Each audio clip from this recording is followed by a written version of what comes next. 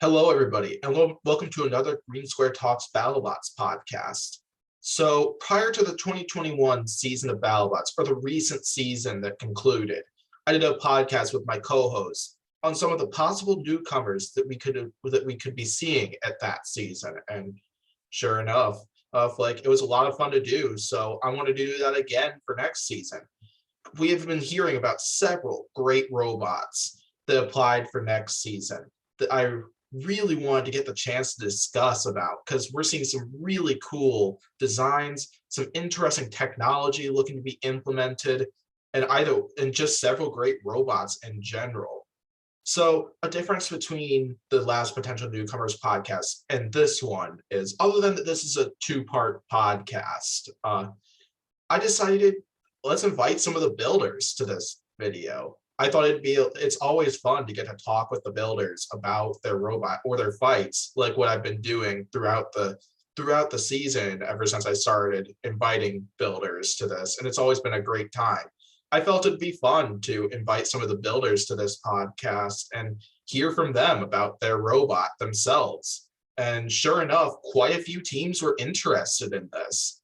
And I will tell you right away, it was a great time getting to talk to a lot of these builders about the robots and discuss all the others with my co-hosts. So, like I said, this podcast is two parts.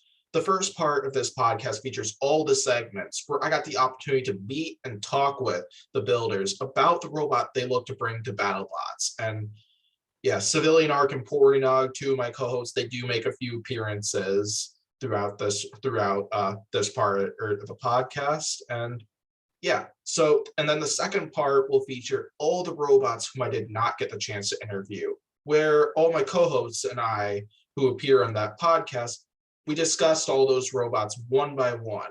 Similar format to how the last Potential Newcomers podcast went down.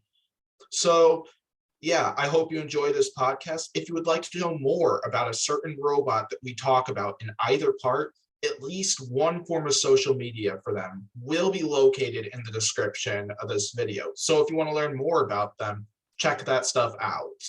So lastly, be sure to reply down below with some of the robots from each part of this podcast that you would like to see competing at BattleBots next season.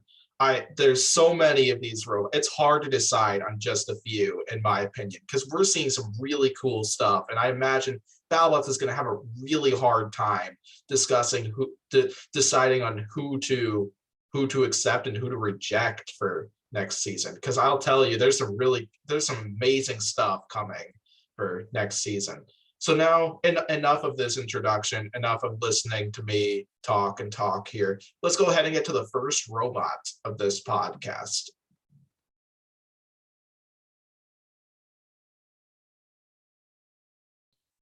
All right, so now for the first interview here, I am here with Ben from Team Panic, running Zap. One really cool design, one that I'm really hope we get to see in BattleBots. Yeah, how's it going, Ben? Yeah, pretty good. Thank you for having me on. This is awesome. Yeah, thank you for coming. It's always an honor to get to talk to some of the actual teams about their robot and some of the fights. It's some of my favorite podcasts that I've done so far. I've been a few of the episode review podcasts where I've actually gotten some of the builders on to talk about their robot and some of their fights. So this is an absolute honor for me as well. So let's go ahead and get to the questions now. So my first question is, could you introduce yourself and tell us a little bit about the basics of this design? Cool, sure. So I'm Ben, as you said, from Team Panic. I run a YouTube channel, which is Team Panic. I'm also, Zap itself is actually with Team Bolt, which is an amalgam of Team Panic and a bunch of other teams that fight at my local league. So while I'm captaining the team, it's not actually Team Panic. It's kind of it's a group of us together that are doing this, and we'll build the robot together. We come up with the concept together, all of that kind of stuff, and obviously we'll go and fight together. Fingers crossed if we make it in. Please let us make it in. about the robot itself, Zap is a dual spinner melty brain, which is, for anybody who's unaware of what melty brains are, they are a design that spins the entire mass of the robot at high speed. And then by turning the motors on and off at the right point, you can actually translate across the arena while spinning at high speed. The aim with Zap is to be in the kind of 1,000 to 1,500 RPM mark on the whole robot. And then, of course, we've got 2 additional spinners, which are kind of for 2 reasons. One is to add extra damage into the melty brain, but also 2, if the melty brain tech falls over, we need to be able to put on a good show and we need to put on a good fight. So we've got the dual spinners in there. And one other thing that I've seen a couple of people ask is why 2 spinners and why not 1 and then like build an asymmetric design. Because of the way asymmetry works in spinning weapons, you actually end up losing mass in the single spinner over having 2. So if you have 2 of them, then those 2 spinners are heavier than the 1 spinner that you would have if you did an asymmetric design, which is an interesting and complicated thing to think about, but it's something that came into this design, basically. So how do we hit as hard as we possibly can? And it turns out 2 spinners is the way to do that. I honestly did not know that 2 spinners would be better than 1 in that situation. But as an engineer, it's always a learning experience for me. And that makes a lot of sense. So, yeah, and you kind of it's a case of like, if you do the asymmetric design, then you need a counterweight that is closer to the center of mass than the spinner. And that's going to have to be heavier than the spinner itself. And so you could try and like jam all your electronics into that area, but especially in this size weight class, your electronics are marginal. Like they're a fraction of a % of the actual overall weight of the robot. So all you're doing is dumping mass into a massive counterweight, which you could just have at the other side spinning. So yeah. Yeah, hands down. So yeah, you kind of dug into my next question, which is, melty brain technology is definitely what makes this robot stand out compared to lots of the other applicants that have applied to BattleBots so far. And not a lot of viewers might be aware of it, but even though Nuts has incorporated it into their Series 10 Robot Wars run. So I was wondering if you could tell us a little bit about melty brain technology, a little more about melty brain technology and how it's incorporated into Zap. Kind of like dig a little bit into it.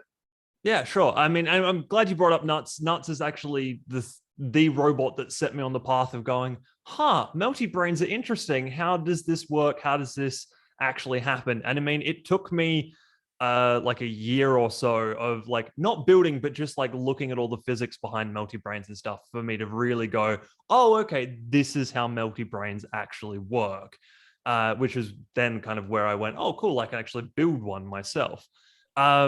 So as I mentioned, they work by spinning the entire robot around, and then as you're spinning, you have to turn the motors on and off at the right point to get the robot to translate. And basically the way it works is you're turning the wheels on all on one side of the rotation. And by doing that, you keep spinning on the spot, but you also introduce just a small amount of forwards movement in whatever direction forwards is, which is one of the big problems with melty brains actually, is how do you determine forwards on a robot that is spinning around at 1,000 RPM?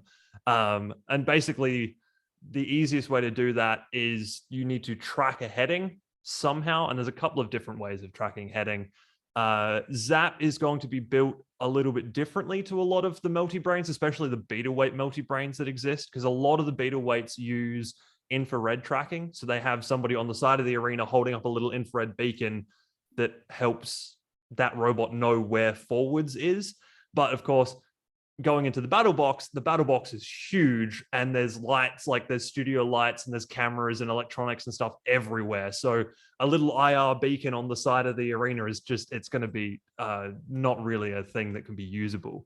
So we're going to be using wheel speed tracking and accelerometer tracking. So you mount an accelerometer in there, and by seeing how much acceleration you're seeing, you actually can track the centrifugal acceleration of the robot, and then go, oh, okay, from that amount of acceleration, we should be spinning at this speed. So therefore, we're heading in this direction roughly. That's awesome. It's there's a lot of thought goes into these. Yeah, a lot of thought will be going into this, but if it all comes into place, I could definitely see Zap being a really successful robot at BattleBots. And Thanks. Yeah, there's, like I said, there's a lot going into it, and I mean, considering that this is BattleBots, we'll probably end up with redundant systems in there, just because you want to be able to track heading at all times. So we don't want like an accelerometer to go down and then tracking disappears. So yeah, there'll be it's still a little bit of work on the exact electronics going into it, but yeah, redundant systems are definitely on the cards for sure. Yeah, I think Ribot uses like something a little bit similar to that when tracking like the current level some of their electronics are at, and determining whether some of them are about to overheat, and they use some sort of similar system to that. I know they talked about that a lot before their Mad Catter fight. And yeah, telemetry systems are really, really useful. And especially, I think, for getting a multi-brain up and running for the first time, telemetry systems can be insanely useful. I mean, I'm not sure if we'll run something like that in the box itself in terms of that data coming back to the side of the arena, but that type of data has to be collected in the multi-brain anyway, realistically. So yeah, definitely. All right, so question number 3. So definitely know that, Ben, you're heavily involved with combat robotics, because I know the one you're most well known for, at least to me, happens to be Any Are You Okay, which I've seen. I watched it fight on BuggleBots, and in my opinion, it should have won that first big rumble in the second season. And so my question is, can you tell us about some of your history and experience with combat robotics? And part 2 is, can you go in depth with your experience with specifically the multi-brain spinner that you've competed with in other competitions that you've got featured and on your YouTube channel? Sure. Yeah, so I have been competing since 2015, I believe, the later half of 2015. And I actually started, so I fight at ARC, the Australian version of ARC, and I fought at, I think it was the 3rd or 4th ever meet for ARC, and have just basically continued from there. We fight mostly ant weights, but we also do fight some beetle weights. And yeah, so like I said, I started in 2015, and I very quickly actually moved into featherweights. My 3rd robot, I believe, was a featherweight. It wasn't a good featherweight. It was hardware store steel welded together by my brother, because I couldn't weld at the time, and drill drive as a whole robot, which, I mean, it worked. It survived 3 fights, which is about as well as I think it should have worked. And then, yeah, so since then, I've kind of been building a lot of different robots. And because we were at one point fighting every single month, I was building loads and loads of robots, which kind of kickstarted the YouTube channel stuff, which I was like, this is a lot of fun and it's really interesting. And yeah, nobody else is really putting up robot stuff, and I'm building a lot of robots. So let's film some robots and, put those up, and then film out the fights that we have and put that up all as well. So that's basically what my channel is all about, is filming my builds, filming my fights, and then also doing some tutorials in the mix there too. Once I'm happy with things. I've seen a lot of people ask me for tutorials about things, and I only put up a tutorial when I'm happy with my knowledge of that thing. So that's why I haven't put up a multi-brain, like a full multi-brain tutorial yet, is because while I understand the basics of it, I haven't got a multi-brain locked in yet. And I mean, obviously going through the Zap process, yes, absolutely will have a multi-brain locked in. So post that point, there will be a full multi-brain tutorial on my channel. And then, yeah, so built Annie when we started doing beetles. Actually, Annie was my 2nd beetle. Because I built 3rd beetle. That's right, because in the middle there, I built a robot out of a toaster. I built a horizontal spinner out of a toaster. And then I like the horizontal spinner, but I wanted something a little bit better, essentially. So I built Annie based on Robert Cohen's Crippling Depression.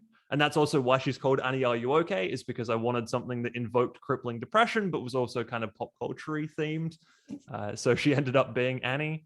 And then, yeah, obviously took her over to BuggleBots and had a lot of fun over there. Had some judges' decisions that didn't go my way, but that's all right. One of these days I'll get back to the UK and I will get my revenge. Yeah, and I'm still actually fighting Annie. She, I think, is my longest running robot because I quite like her and I enjoy fighting her and upgrading her and doing stuff. I've gone through a whole series of versions of Annie recently where she's got different versions of brushless drive just to test them all out because she's a good test platform for that type of stuff. And then, yeah, so more recently got into the Melty Brain stuff, which again, it was a case of nuts too, and then also being at BuggleBots and seeing Halo reignited all of that as well because Halo is an incredible machine, and the profile of Halo just being that empty ring with a tooth on it is beautiful. I really like that. And if I wasn't building dual spinner melties, I would be building Halo style ring melties because they are very cool.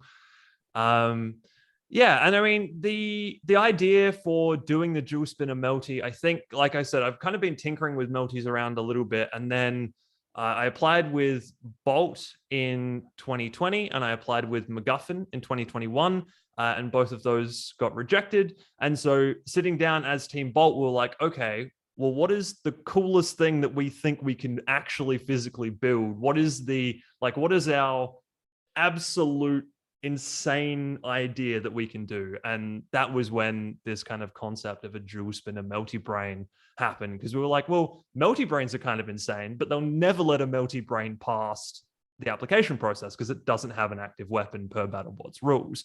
And so we were thinking about that and we're like, well, what if we just put active weapons on a Melty Brain? And then we're like, oh, that's insane. Yeah, okay, that's a good idea. Let's try that for, to see what people say. Yeah, and then like I said, I've been prototyping it in the beta weight scale.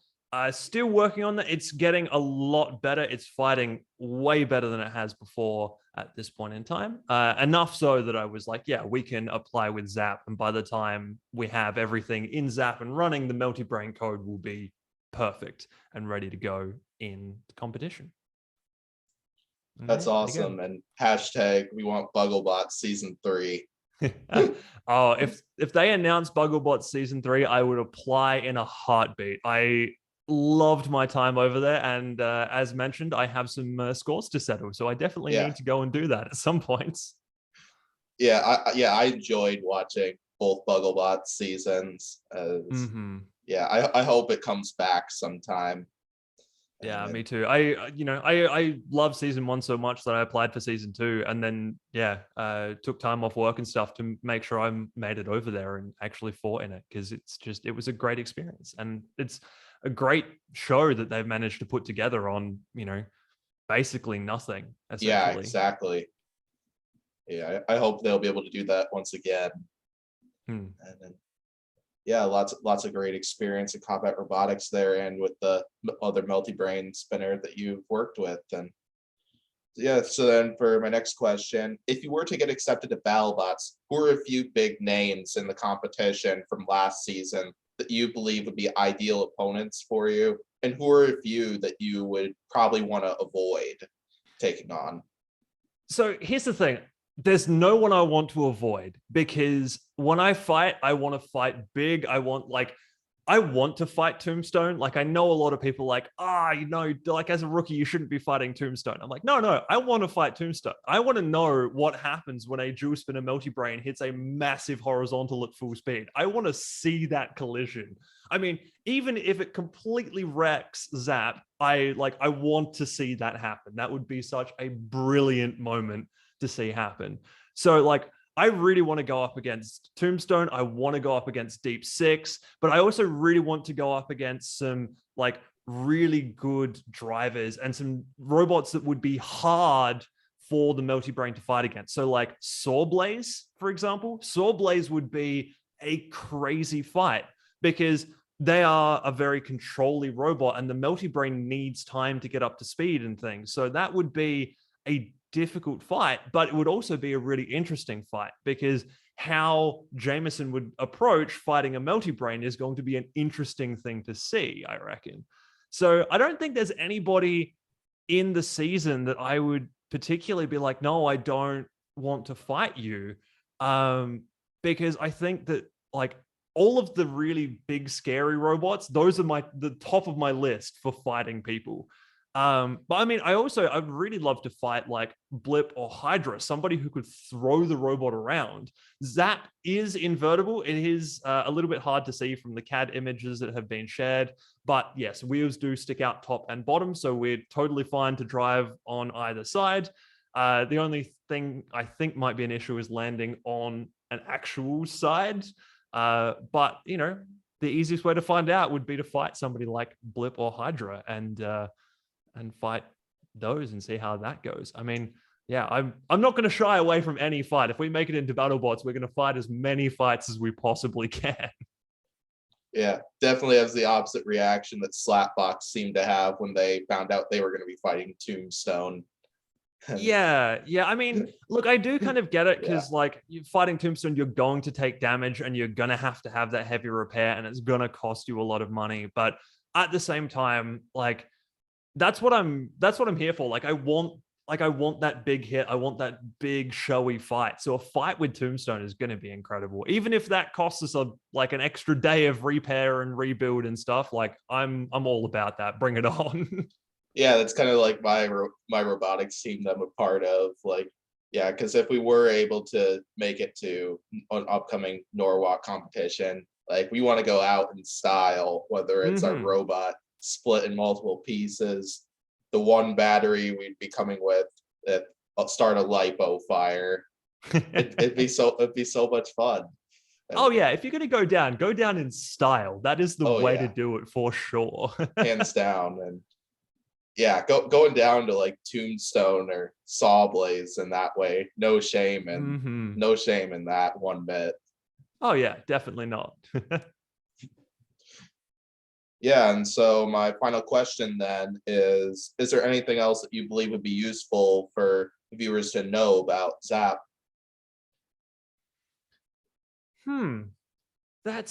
That's an interesting question. Yeah, interesting question. I mean, because we've kind of covered a lot of what makes Zap unique already, which is that Melty Brain technology. I mean, I think that it's going to be like, we coming from Australia, it's there's a lot of challenges and hurdles that we have to overcome to do that, because like we have to ship robots over earlier. There's a whole bunch of stuff with like, in America, you guys have better access to being able to like laser cut parts and things. So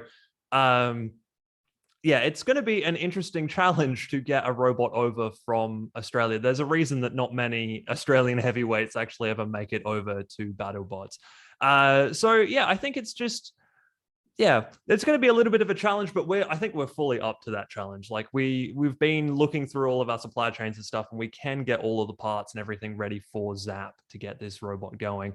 Yeah, I think the Melty Brain is really the big thing that people need to know about.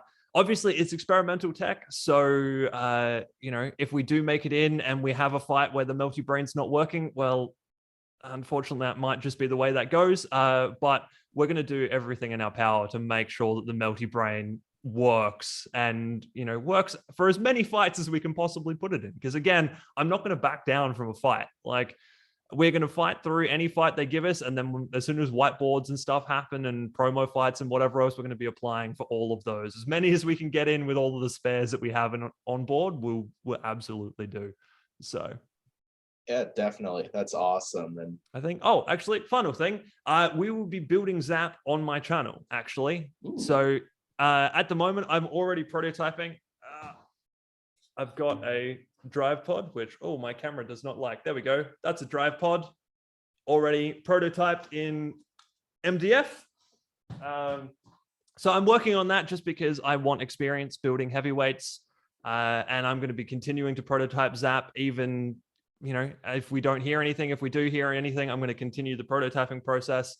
And then if we do go to BattleBots, then there will be full build videos up on my channel at some point in the future, possibly after BattleBots has started airing, basically because, obviously if we start doing like, hey, look, Steel has arrived for Zap, then that would be a confirmation of us going in, and we can't do that. But once BattleBots has started airing and it's clear that we're there, then we could do videos like that. So yeah, there's going to be stuff happening. So if you're interested in Melty Brains and heavyweight design and stuff, I'm hopefully going to have all of that up at some point. Again, if we get in, fingers crossed. Yeah, fingers crossed. I want to see Zap get in, and I want to see that thing fight in the battle box. Yeah, same here.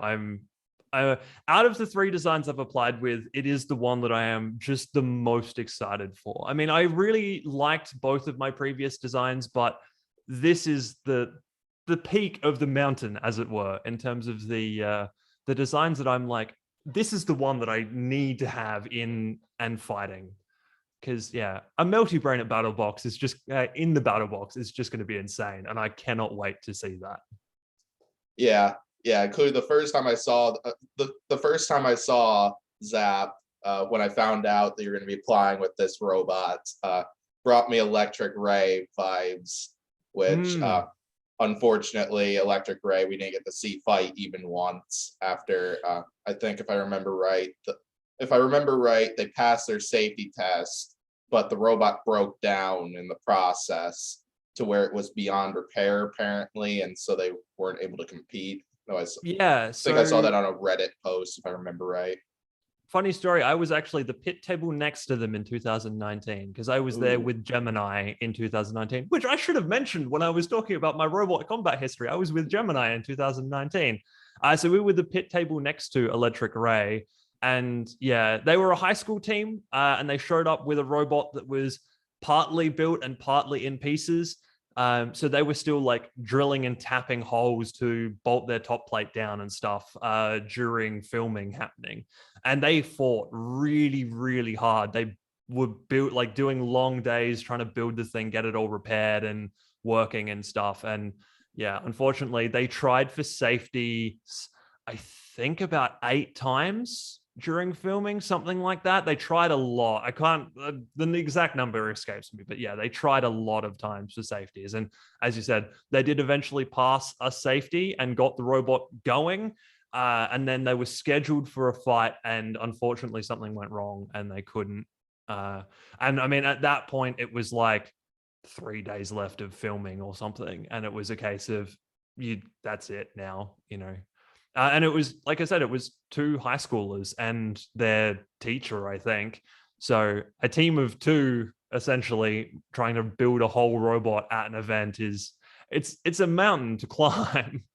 So yeah, definitely. I know that very well, and I haven't even built a heavyweight. I think the heaviest robot that I've been working to build, I've spent 30 pounds with my college group. Yeah, well, as the weight climbs up, the amount of time that it takes to build the things just exponentially increases. Like 150 gram ant weights, which is what I call ant weights. You can build those in a day if you really know what you're doing. But by the time you're at Beatles, it's like, week and a half at the very least type thing. Yeah, I think it took me like I'd probably say if I totaled up the amount of time, or it probably took like a couple days for me to make my first ant weight, which was a 3D printed wedge. And yeah, that's pretty good. I mean, obviously, like skill in building will always knock time down, but the more weight you have, the longer it's going to take, even when you know what you're doing. Like, very true. So yeah, I think unless if you have anything else, Ben. I don't think so. No, I think we've covered some good ground here. Oh yeah, definitely. So yeah, this will probably do it for the first interview here with Ben from Team Panic. Basically, he's brought it up a few times his YouTube channel. I do plan to link that in the description of this video, so be sure to check it out. I was checking out quite a few of the Melty Brain Spinner videos over the past few days, and I'll tell you that they are very interesting. And I think you all should go check it out. And I'll also put the link to the application video for Zap in the description as well. So Yeah, thanks for coming, Ben. It Thank you was very great much. having It's you been good on here fun. and getting to talk about Zap, and always a lot of fun. Yeah, it's been really good. Thank you very much. All right, so thanks for coming, Ben, and let's go ahead and get to the next robot.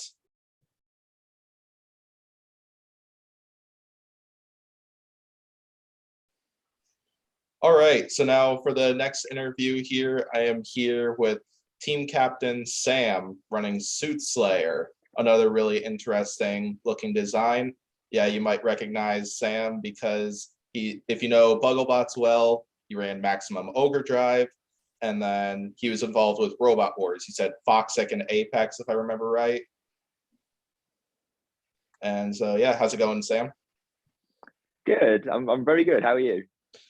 Doing very well. Very excited for this interview. It's always an honor to get to talk with lots of the builders about their robots and some of the fights. And this will definitely be a lot of fun. So yeah, let's go ahead and get underway. So my first question is, why don't you introduce yourself and tell us some of the basics of this design?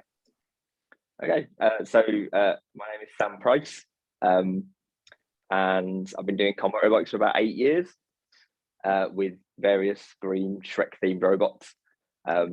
So Soothslayer basically is kind of just like the evolution of Maximum Ogre Drive. And I've also got a featherweight called Ogre, which is kind of the same thing. So we took inspiration from those two, and also a robot called Sorcerer, which Craig Jones, who's also on the team, that's his featherweight.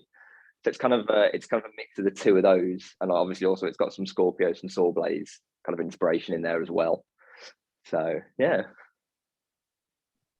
that's awesome. And yeah, I always love a good overhead spinner saw and hammer saw, which yeah which he was just confirming to me earlier. There is a hammer saw configuration for this robot as well. There is. So yeah, and so now for my next question, I mentioned briefly that you work with Maximum Ogre Drive, so multiple teams of Robot Wars. You briefly mentioned this already. Can you tell us about some of your combat robotics history? Go a little more in depth with that.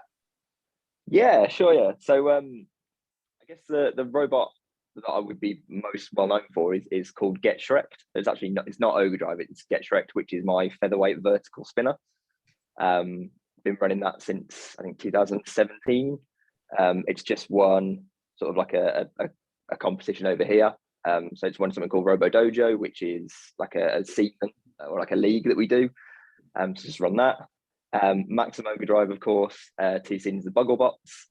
I actually don't have Maximum Ogre Drive anymore. It's currently with Rory Mangles from Team Nuts. He's sort of borrowing it while I sort of do other things. I've also got a beta called Baby Shrek, which is obviously a smaller version of Get Shrek. That's just won a major competition over here as well. And obviously I've got the featherweight of Maximum Ogre Drive called Ogre Lord. So we're literally, it's currently in bits in the garage downstairs. I'm working on that today. So that's doing its first proper full combat event in a couple of weeks. So yeah. Robot Wars, I did 3 seasons, or they did 3 seasons. I was on all 3, so I was with Foxic, with Craig Danby for the first season, and then for the next 2 seasons, I was with Apex. And we didn't do very well, but what are you going to do? I must ask, what was your reaction when Apex did the Apex and Series 10? It's kind of all a bit of a blur. Like I remember watching. It was almost in slow motion because we were sort of above where the bar sort of came over and sort of went past us. So I remember watching it happen, but it was just like, what the hell? Because this arena was massive. It was like 25 meters end to end, and the one rope went that way and the bar went that way, and it was just like, it was almost just like you couldn't quite sort of compute what had happened. And then, you know, you've got TV cameras coming in, you've got like people doing it, you know, it was absolutely crazy. Still to this day, I think that's the best way you could possibly go out of Robot Wars, is just literally exploding, breaking the arena, breaking that. Like, yeah, it's memorable at least. Yeah, Ben from Zap was telling me how like he really wants to go out in style, even if he even if he draws like Tombstone earlier, he wants to take on Tombstone if he gets on in Yeah, with Zap. And yeah, of yeah, course. really You want to go exciting out in stuff. the best. Yeah, you want to go out in the best way possible. Like Oh yeah. I would rather, I'd rather have a fight where I just get the absolute snot kicked out of me, but it's like a really good like fight rather than just kind of break down or lose by getting flipped over or something like that. Like Yeah, definitely. Yeah, lots of great experience there, including we know you've got a lot of driving experience. So Yep. yeah. Your team will definitely have a good driver if Soothslayer gets in. Thank you. And Thank hopefully. you. Yeah, so my next question is, there are a few overhead spinners already in BattleBots, like Sawblaze, Scorpios, Blacksmith. What design features with Soothslayer do you think like makes it really stand out in the competition and from those overhead spinners? That's a very good question. We kind of went with, I guess, like Scorpios and Sawblaze, although they are very, that they are the same weapon type, they're very, very different. And we sort of took inspiration from both of them. We also took inspiration, weirdly enough, from Ragnarok, which is where the big kind of front comes from. So we almost wanted like a Ragnarok or like Thumper style axe bot, but with like a saw or hammer saw. So we've kind of very much focused on, Scorpios, we think wheelie's a bit too much. It's very, very tough, but it does wheelie. Sawblaze like has the ground game down. Jameson's an amazing driver. The weapon is, in my opinion, one of the best ones out there. So we kind of wanted to incorporate those two things. So we wanted something very, very, very tough that can take the hits, but also something that can deliver those hits. And I think that's kind of a good middle ground to be. Oh, that's really cool. I did not expect to incorporate Ragnarok into some of this design, but it makes sense, and that's really cool. Yeah, even though Ragnarok didn't do so hot, like I love Ragnarok, and I hope that team comes back, even if it's with a different robot, or if they join up with Tom for Monsoon whenever Monsoon returns. Yeah, hopefully. Yeah, so my fourth question then is like, who are some of the big names in BattleBots that you feel will be like really ideal opponents for you, and who are some opponents you might want to avoid, if any? Because yeah, I know Ben mentioned there's no one he'd want to avoid, and yeah, we kind of feel the same way, I guess, because if you're going to BattleBots, like you don't, it's quite a big opportunity. So I always go into events now, sort of presuming that I'm going to have to fight anybody. So we go to BattleBots and we take whoever. So we actually did when we did our application video, we basically called out Tom and Monsoon because we've got a little rivalry here. So I think it's currently 4-1 to me. So we called out Tom, obviously. Sawblaze and Scorpios, we'd want to fight them. Greg actually did mention that he wanted to sort of pitch us as like the British Sawblaze. So you sort of presume we that would be a fight. Tombstone, everyone wants a shot at Tombstone, just to say that you did, whether you get smashed up or not. Yeah, I'd take anybody on. It's Yeah, out of curiosity though, if you did go up against Sawblaze or Scorpios, like how would you prepare for either of those two robots? I know you showed off on social media some design configurations you could possibly use for depending on your opponent. Yeah, I think either of those fights, it's almost definitely going to go 3 minutes. I think it's very rare that a Hammersaurus all gets a knockout. So it'd probably be sort of as much armor as we could pack on. We wouldn't need the sort of full big wedge that we've got at the front. We could go with something a bit lighter. For Sawblaze, you'd want sort of a better ground game. I think with Scorpios, it's a bit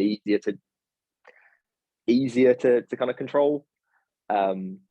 But yeah, it would definitely be like full as thick top armor as we can get away with. Kind of try and protect the wheels a bit maybe, and just as good a ground game as we can possibly get.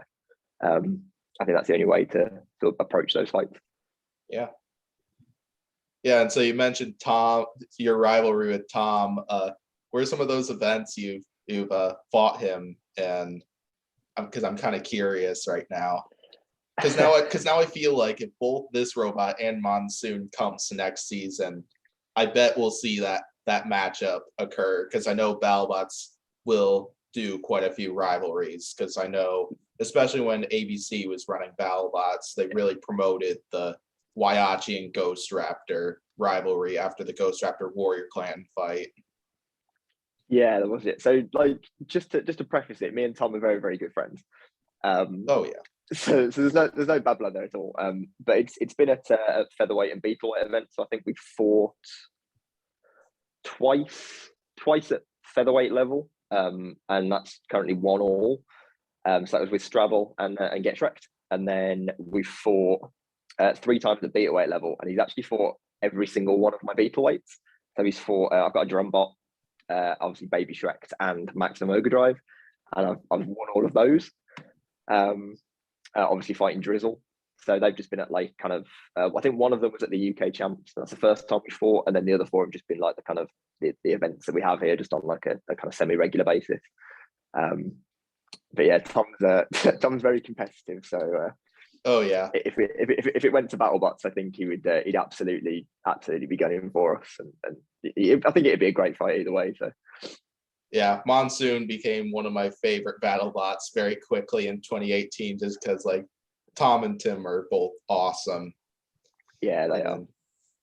Yeah, I love their personalities, and yeah, which I think Torin should have advanced in Series 10 in the opening Rumble, even though I can kind of see why they went with Iron on that fight.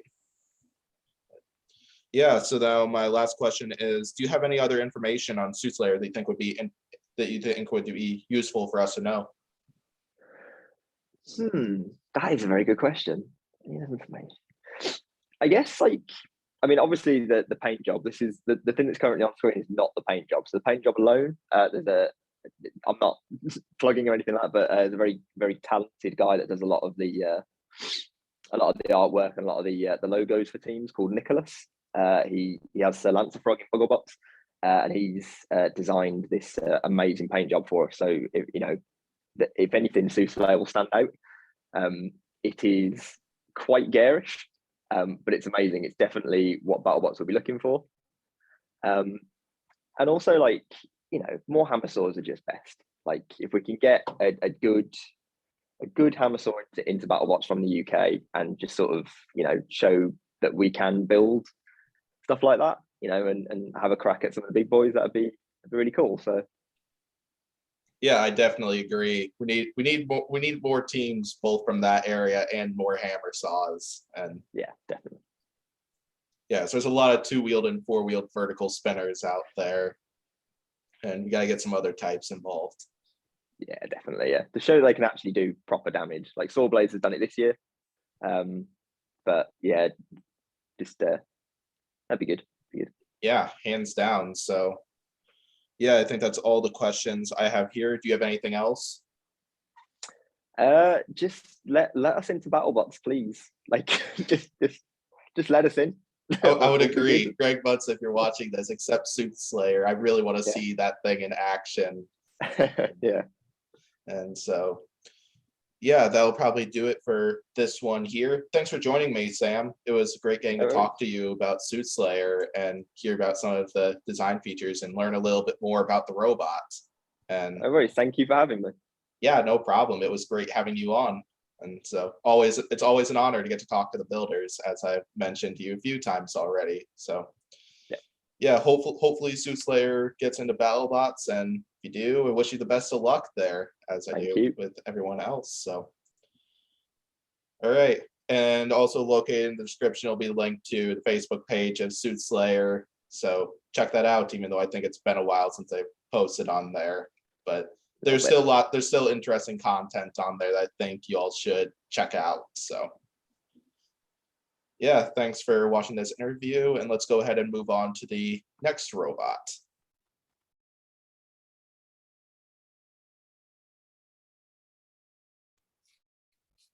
All right, so now for the next segment of this podcast, I am here. We got a large group this time, here with Horizon for this one. Civilian Arc is here for this segment. And then we also got everybody else from Team Horizon. So yeah, how's it going, everybody? Yeah, pretty good. Going good. Everyone else? I'm doing Just good. woke up. I'm doing fine. Yeah, I just got off the 4-day in a row work grind, so Ooh, hyped for the weekend. Oh yeah. All right, so yeah, so then for my first question here, I was wondering if the four of you could introduce yourselves and tell us a little bit about the design.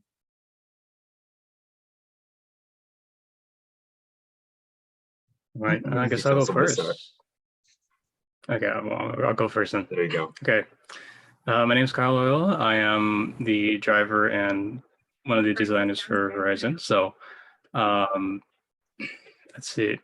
So Horizon is it's a very interesting robot that really tries to take advantage of like getting bite into another robot. So it's something that we really want to see in BattleBots because it's never been done before. So,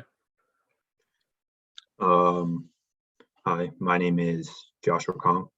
I'm also one of the designers for the Horizon, and as you'll come to see, I'm also one of the biggest critics of the design, I guess. I came up with the idea back in 2019, and it's been downhill ever since.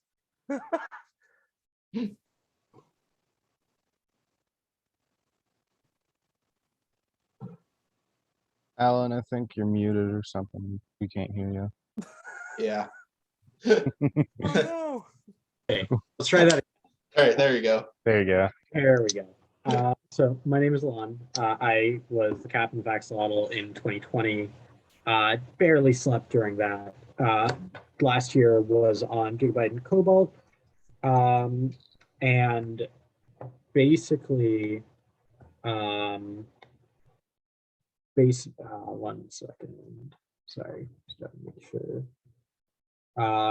Actually, give me a second. I need to do a thing for Norwalk, and then I can reintroduce myself. So, Bryce, go ahead. Hi. I'm Price. Excuse me. I'm Price. I do a lot of the social media management and sponsorship coordination on Horizon, as well as just little bits and bobs of whatever the heck else. I have nothing much to say about the design except I'm excited about it. Me too. Yeah. I love the concepts behind Horizon, and I think it's one I'd love to see at BattleBots next season. Yeah. I think a lot of people are excited about it.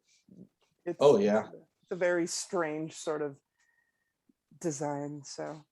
Oh yeah. Yeah, and so then my next question is you've competed with Skyline, basically like same concepts. I was wondering if one or at least one of you could talk about maybe the history of that robot and some of the other competitions. okay, so Skyline. Let's see. I was like about last year, heard about from Greg that he really would love to see Horizon, but he just wanted to see something like on a smaller scale work first. So we're like, oh no, what are we gonna do? We gotta build maybe something smaller, maybe a Beetle, and then we're like, oh, maybe we should build a 30-pound. Like, wait, there's no 30-pound events nearby. And it's like, maybe I'll try designing a 12-pound. So for a month, I designed Skyline, the one that's in my picture. And I actually built that in 2 weeks. Yeah. Mm. All the way up to Norwalk. That was basically, we sat there for about a month designing this whole thing, getting it all in, designing it all up. It was originally, when we finished designing it the first time around, 18 pounds. It's a 12-pounder. So we had to find 5 pounds out of it. That's a lot of weight. And so the entirety of the inside is just iso gridded out. It's all pocketed out and stuff on Kyle's wood router. That should not get as clean of a part as it has got on Skyline, but Kyle is a master at this somehow. Yeah, and then we flew out to Norwalk after doing our first test. What was it, 3-4 days before? I that was a week before, wasn't it? Was it a week? Yeah, we all went I out don't- to the handball court, Yeah. and we like that was a Yeah. week before. That was a week Even- before, but and Kyle we was still also somehow on ran out of time. vacation. Yeah. Kyle was going on vacation down Southern California, so we stopped by. We worked until 5 a.m. that day, and then me and Josh got stuck on the way home because I didn't sleep enough that day. The It's a the fun whole 2 story weeks now. leading up to Norwalk is just a dumpster Oh. fire. It's amazing.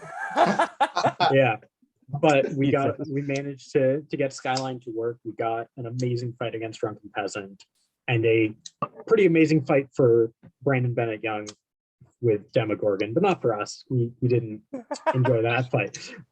But yeah, it showed us that Skyline and the continuous horizontal hammer saw has potential. We have something here that exists. It's not, this concept can work. After that, we did a big event down here in Southern California called Smashbots. We have monthly events out here in Southern California under that Smashbots brand, but every couple months we have a very large event. This was, I think, 100 and something robots signed up. We brought probably 25 of them between our entire team. And yeah, the Hex Bugs, I have one right here, actually. Gosh. Yeah, these little, right here, these little season 1 Witch Doctor Hex Bugs that we modified to put on 2S. They were a ton of fun to drive, but Nice. we registered 9 of those into fairies. But yeah, regardless, we try Skyline out there. We see great results. We had a couple matches where the reason that we had lost our matches, really, our first match was just we overheated. It was 100 and something degrees out. We didn't know better. And the robot overheated in the oven that was the box. And then we also lost to Matt Vasquez because He's he Matt beat us. Vasquez. Exactly. Yeah. Yeah, and then we've done one other event with it, with an upgraded drive base, done a couple other fun stuff with that, but that was its whole own mess. But yeah, right now, I mean, everything is focused on getting this heavy done in time. We're getting close. I think starting this Wednesday, we're driving out to the Makerspace and starting Rev 2 of the drive base, cutting that out of wood, getting our motors assembled and stuff. Really feeling on track at this point, which is good. That's awesome. Plus, I think Ben from Team Panic, like Zap, who I was interviewing earlier, I think he has YouTube videos. I think he also modified some of the Hex Bugs as well. Like, that's really cool stuff if they're able to do stuff like that. So yeah, thanks for sharing all that. So my next question is, what really stands out to the rest of the competition to me and makes this robot like unique is the continuous horizontal hammer saw concept. I was wondering if you could maybe talk about the concept of it and how the system works exactly. So as an engineer, along with the BattleBots fan, I'm kind of curious myself. Yeah, I'm a bit interested in that. I can Josh, maybe you got this. attempt to tackle that. And then if it's too complicated, I'll go the dumbed down one. Oh, I could do it dumbed down one. Or Price can, yeah. Go ahead, Josh. Okay, so where do I start with this? Okay, so I guess we have to introduce the problem that it's trying to solve, which is that you'll see a bunch of spinners. They store 100 kilojoules. That's more energy than a 50 cal. But they'll go into the box and they're just like sort of grind. Basically, when you have like a spinning weapon, you only get so much area to transfer the energy, I guess. And if we're using an analogy to a bullet, it's like basically every shot from a spinner is the equivalent of like a grazing pass, because there's things like bite that matter. So man, I'm explaining this really poorly, but one of the ways you can improve. Josh, before we talk about bite, I think we should talk about how it works and then talk about okay. Yeah, that's a good idea. Okay, so you've got 2 spinners on the ends of this arm. The arm is like usually 75% of the spinning mass, or the mass of the entire robot, by the way. So when Okay. the spinners start spinning, you'll see like Tombstone, for example. When that spinner spins up, the body of the robot will spin the other way. That's because Newton's third law, right? For every action, there's an equal and opposite reaction. Yeah. So because the arm, it's just on a bushing. There's no power applied to it. So it's practically free spinning. When you spin the spinners up, the arm will spin in the other direction. And now you have spinners spinning at usually tip speed, which we were aiming for 250 miles an hour. And you have a much slower spinning arm. And what that does is when you drive into an opponent, that spinner is coming around, probably faster than hypershock, and you're going to get a lot more bite. There's that word again. That spinner is being sort of slammed into the opponent. And based on what we've seen in Skyline, we can like juice every last jewel out of our spinners, even though they are lighter. And hopefully we'll get on average more consistent hits and even be able to swing around to the sides with that arm. Yeah, I mean, to say it, Price, is it all good if I explain this one real quick? Just to Yeah, sure. break it down easy. Yeah. Basically, arm is completely free spinning. There's nothing stopping it from, or there's nothing that spins it other than the reaction to it. So when Tombstone spins up, it spins around. We're using that to increase our approach speed. When you have a higher approach speed and you're slamming this disc into an opponent, you're able to actually puncture a lot better. You're not doing this kind of like scraping motion or this kind of grinding motion. You're puncturing into it.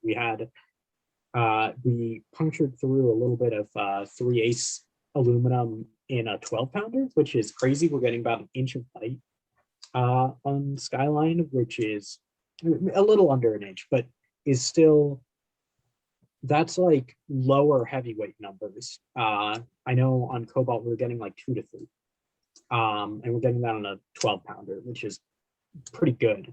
You could honestly think of it as a system sort of like Tantrum's weapon, where it's Tantrum delivering the weapon into you, like it would be engaging if it were like moving forward as a regular vert. Right. We're sort of like adding that engagement speed, but we can stay still and still have engagement with the opponent and make it effective. I mean, and none of us more than Kyle can probably talk about how it drives with the spinner on. Oh yeah. So yeah, usually with horizontals, if you're driving, you'll definitely feel that spinner try to yank you in a certain direction.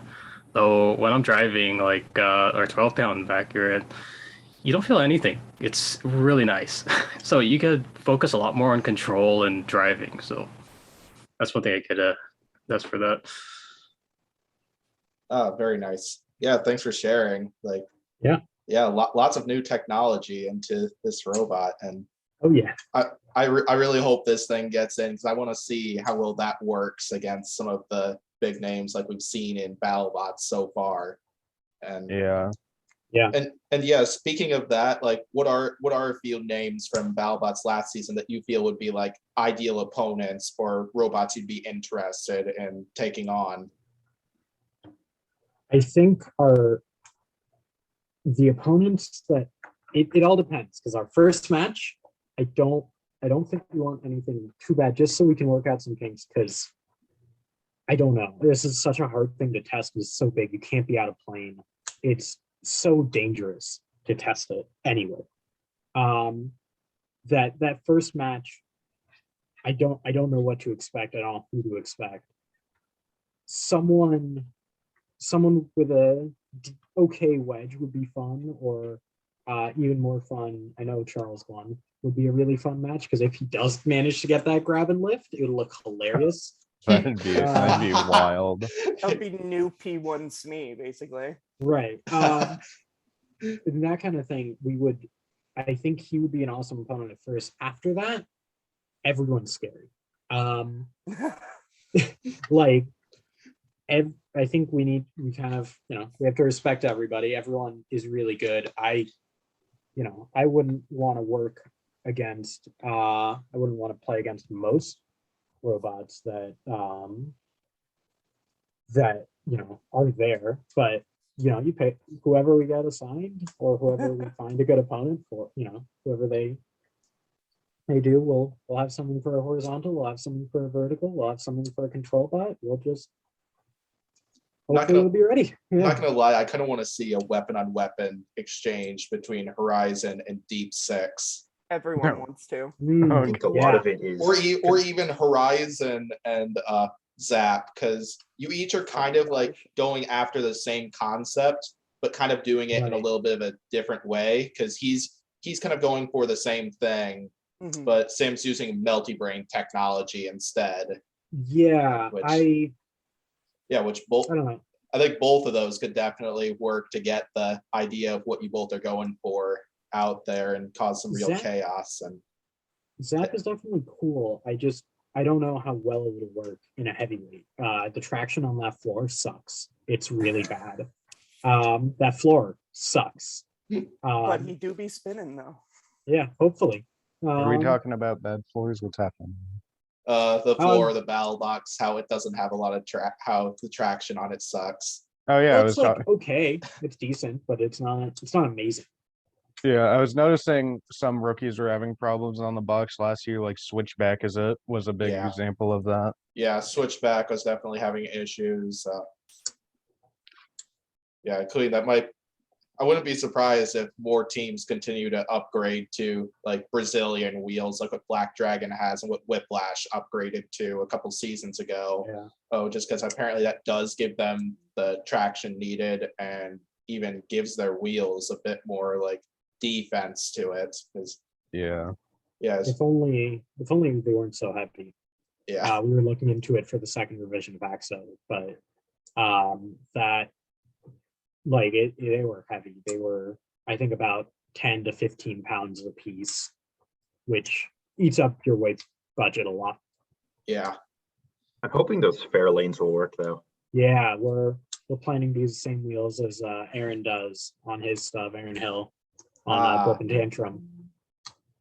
If I had my bot parts with me, I'd grab my Tantrum wheel from their they're a lot cheaper than 2020 Brazilian run. wheels.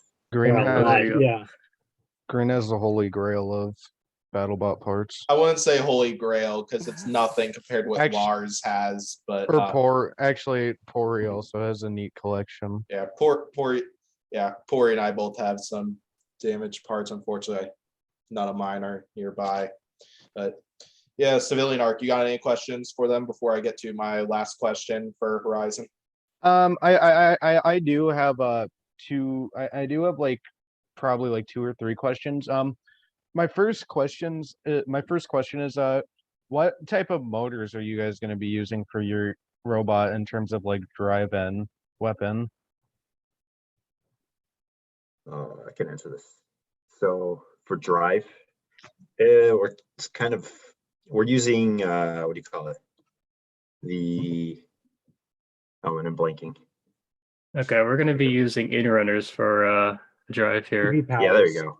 Woo! Yeah, this is one of the motors. Very similar to what Tantrum is running, so that's what we're kind of expecting for drive. I think the gear trade is more interesting though, because it's sort of a compromise. We're not running a $1,500 gearbox. Yeah, we're running something a bit different. Interesting. So for the weapon system is kind of inspired by Hypershock. It's running 2 of these new motor 8038s. I believe Copperhead uses one of them, but I guess technically the previous versions, or at least prototypes of the 250 Horizon, were all sort of underpowered, but based on Skyline, we have decided that it's better to have a little more motor power than not enough.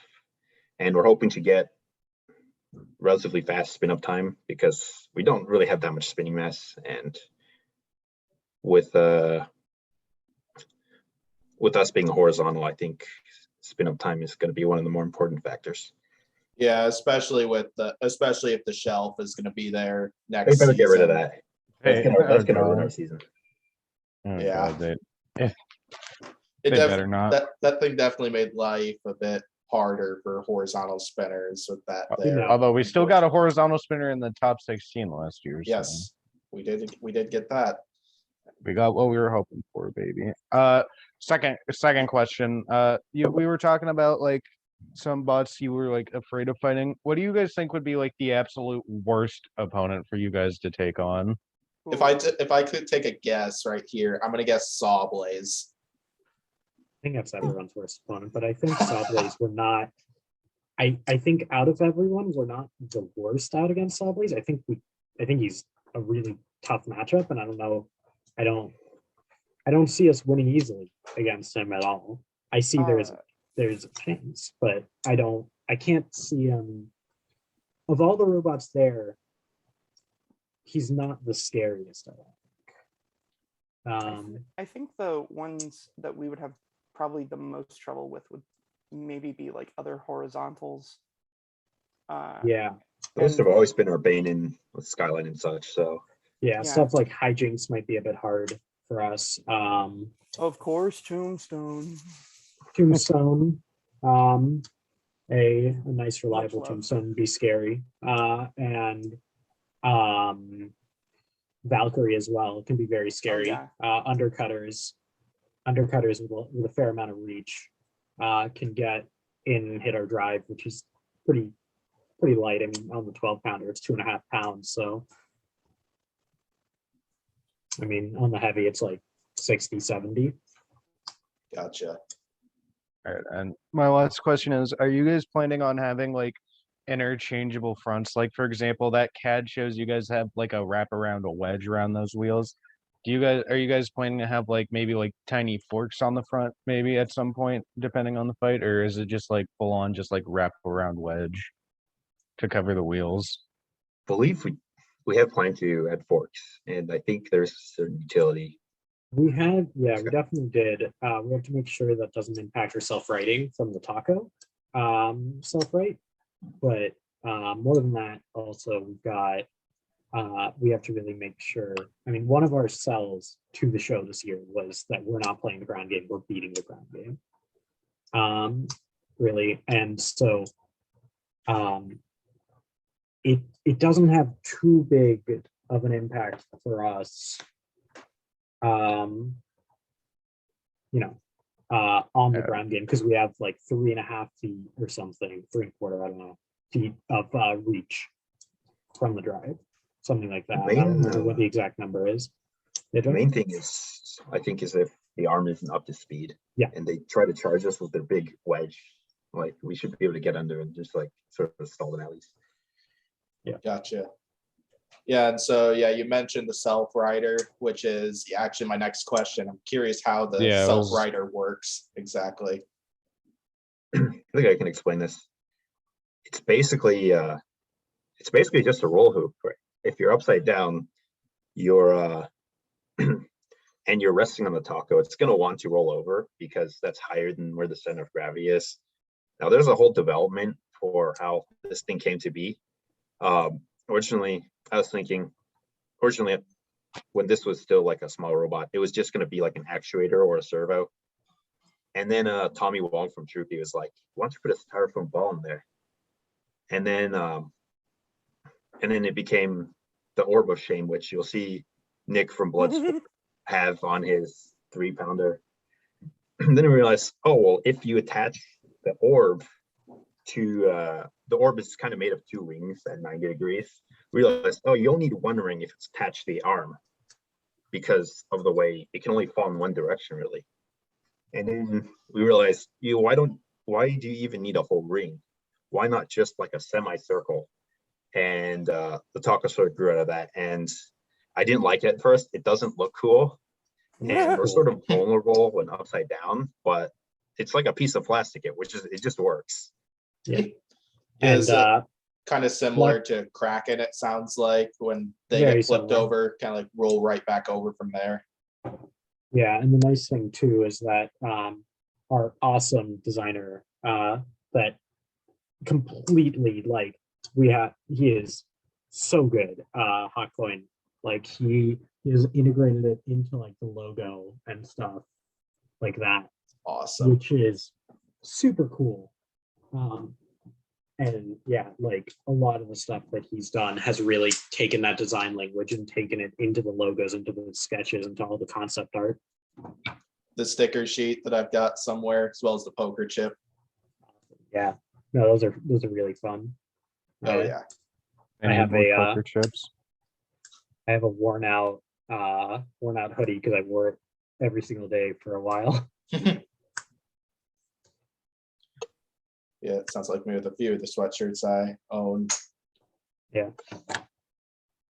But yeah, do you have any other information on Horizon that you think would be worth mentioning then? So, is there anything else we want to mention? I guess I never really introduced myself because I had to do a thing, which I can redo in a second. Just have to do a thing in a second. Yeah, you can just re-edit that back in.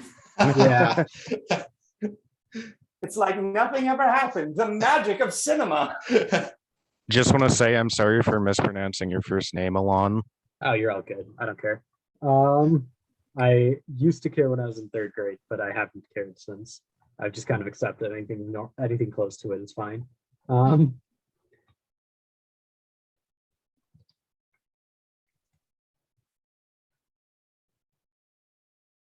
One sec.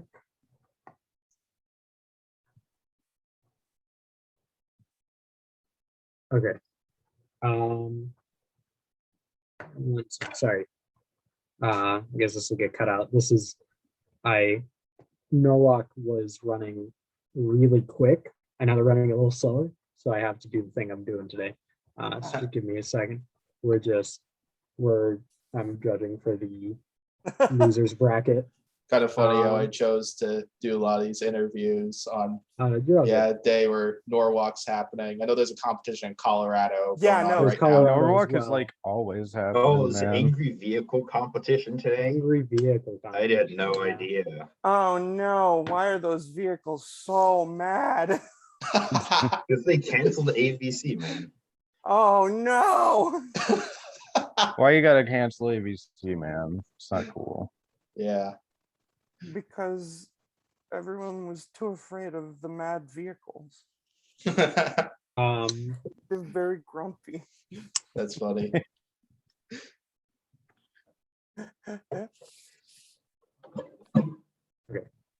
like, what is it? Jackpots over in California now, so or Colorado. That's what I meant to say. Yeah. Did Jeff take it with him? Oh, I had the. Oh, you meant the team. Okay, Team. yeah. I was like, he flew. Where did he put Jackpot? He put it in his suitcase, of course. Yeah, obviously. Yeah, it's like. I mean, you what's take this, you take the weapon off, it might be able to fit in like an oversized. Oh, that's fair, honestly. I'm sure Dave Eaton brings Rusty with him on the planes. This is my plus one. He I just think brings it's a the fun robot. 250-pound robots that I'll pay for the ticket for him. This is my emotional support animal. Well, with how much he hangs out with Rusty, I could definitely see that, and that's a good thing. It's like, Yeah. it's like, yeah, if I owned a robot like Rusty, I'd probably be the same way personally. It's like, this is my best friend. Yeah. Yeah, definitely. Okay, I think I'm good. I'm just making sure. Okay, I think I'm good to do it. Don't know.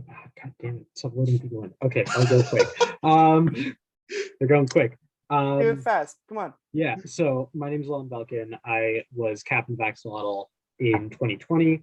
Last year, pick crewed for Gigabyte and Cobalt, and then this year, over here with Verizon, working on working on a lot of our logistical behind the scenes and a lot of our CAD design stuff. Cool. Awesome. So you can get that back in there. But yeah. Is there anything? Do you guys have any other questions or? Yeah, you have anything else, Civilian Arc? You answered everything I needed to know. Cool. Once again, Yeah, cool. if you want to ask any of us questions about Globetrotter,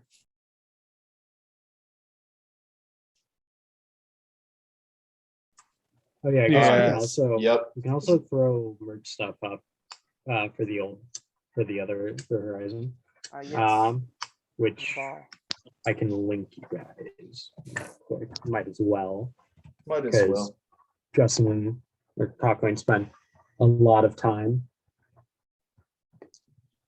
All right, so might as well ask my first question on Globetrotter here. So yeah, if you're viewing this and you don't know, some of the members of Team Horizon also work with Globetrotter. So Yes.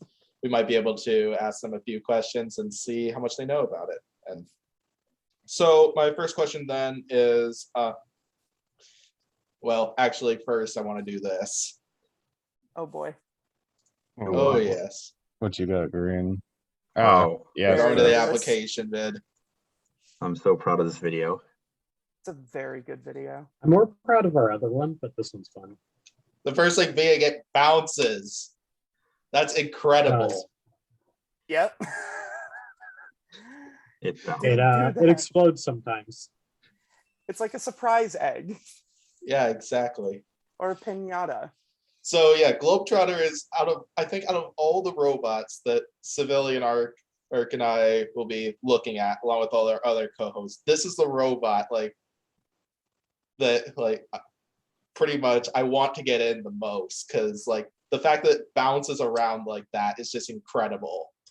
And yeah, so my first question then is, can you talk about how exactly the system that allows it to bounce around, like how does it work exactly? Josh, I think you can answer to that. Well, the short answer being brute force And ignorance. and ignorance. Yeah. Yeah. As soon as it realizes it's bouncing, it dies.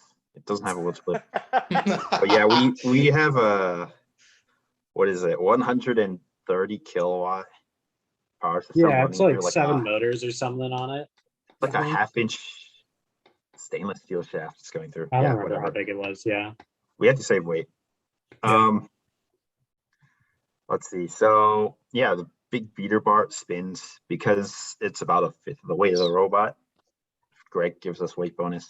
I was about to they- actually ask about that because I was hearing you guys were requesting a weight bonus for Yes. Oh, it this needs thing. it. It needs the weight bonus. Yeah, because otherwise, 250 pounds is not enough. Like it needs to Yeah. bounce. Yeah. Okay, the real reason we need a weight bonus is because no British HDP supplier. It has to be British. It's very important. No Yeah. British Good stuff. HDP supplier will As they call like it. do a sponsorship where we're just having like 50 pounds of HDP. Now, no man, that's a low baller. That's a low baller sponsorship. Yeah. We want all 185 pounds, so we want to use it all.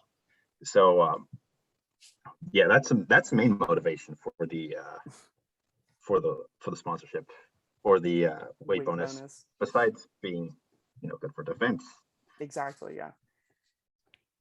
It was mostly what we were able to kind of like get for the time. It was just like you either have to go with this or go with nothing. And it's just like, well, shoot. Okay, I guess we're going to. I think we got off on the tangent. Basically, the way it works is it's like when Riptide yeeted itself halfway to the ceiling on the shelf.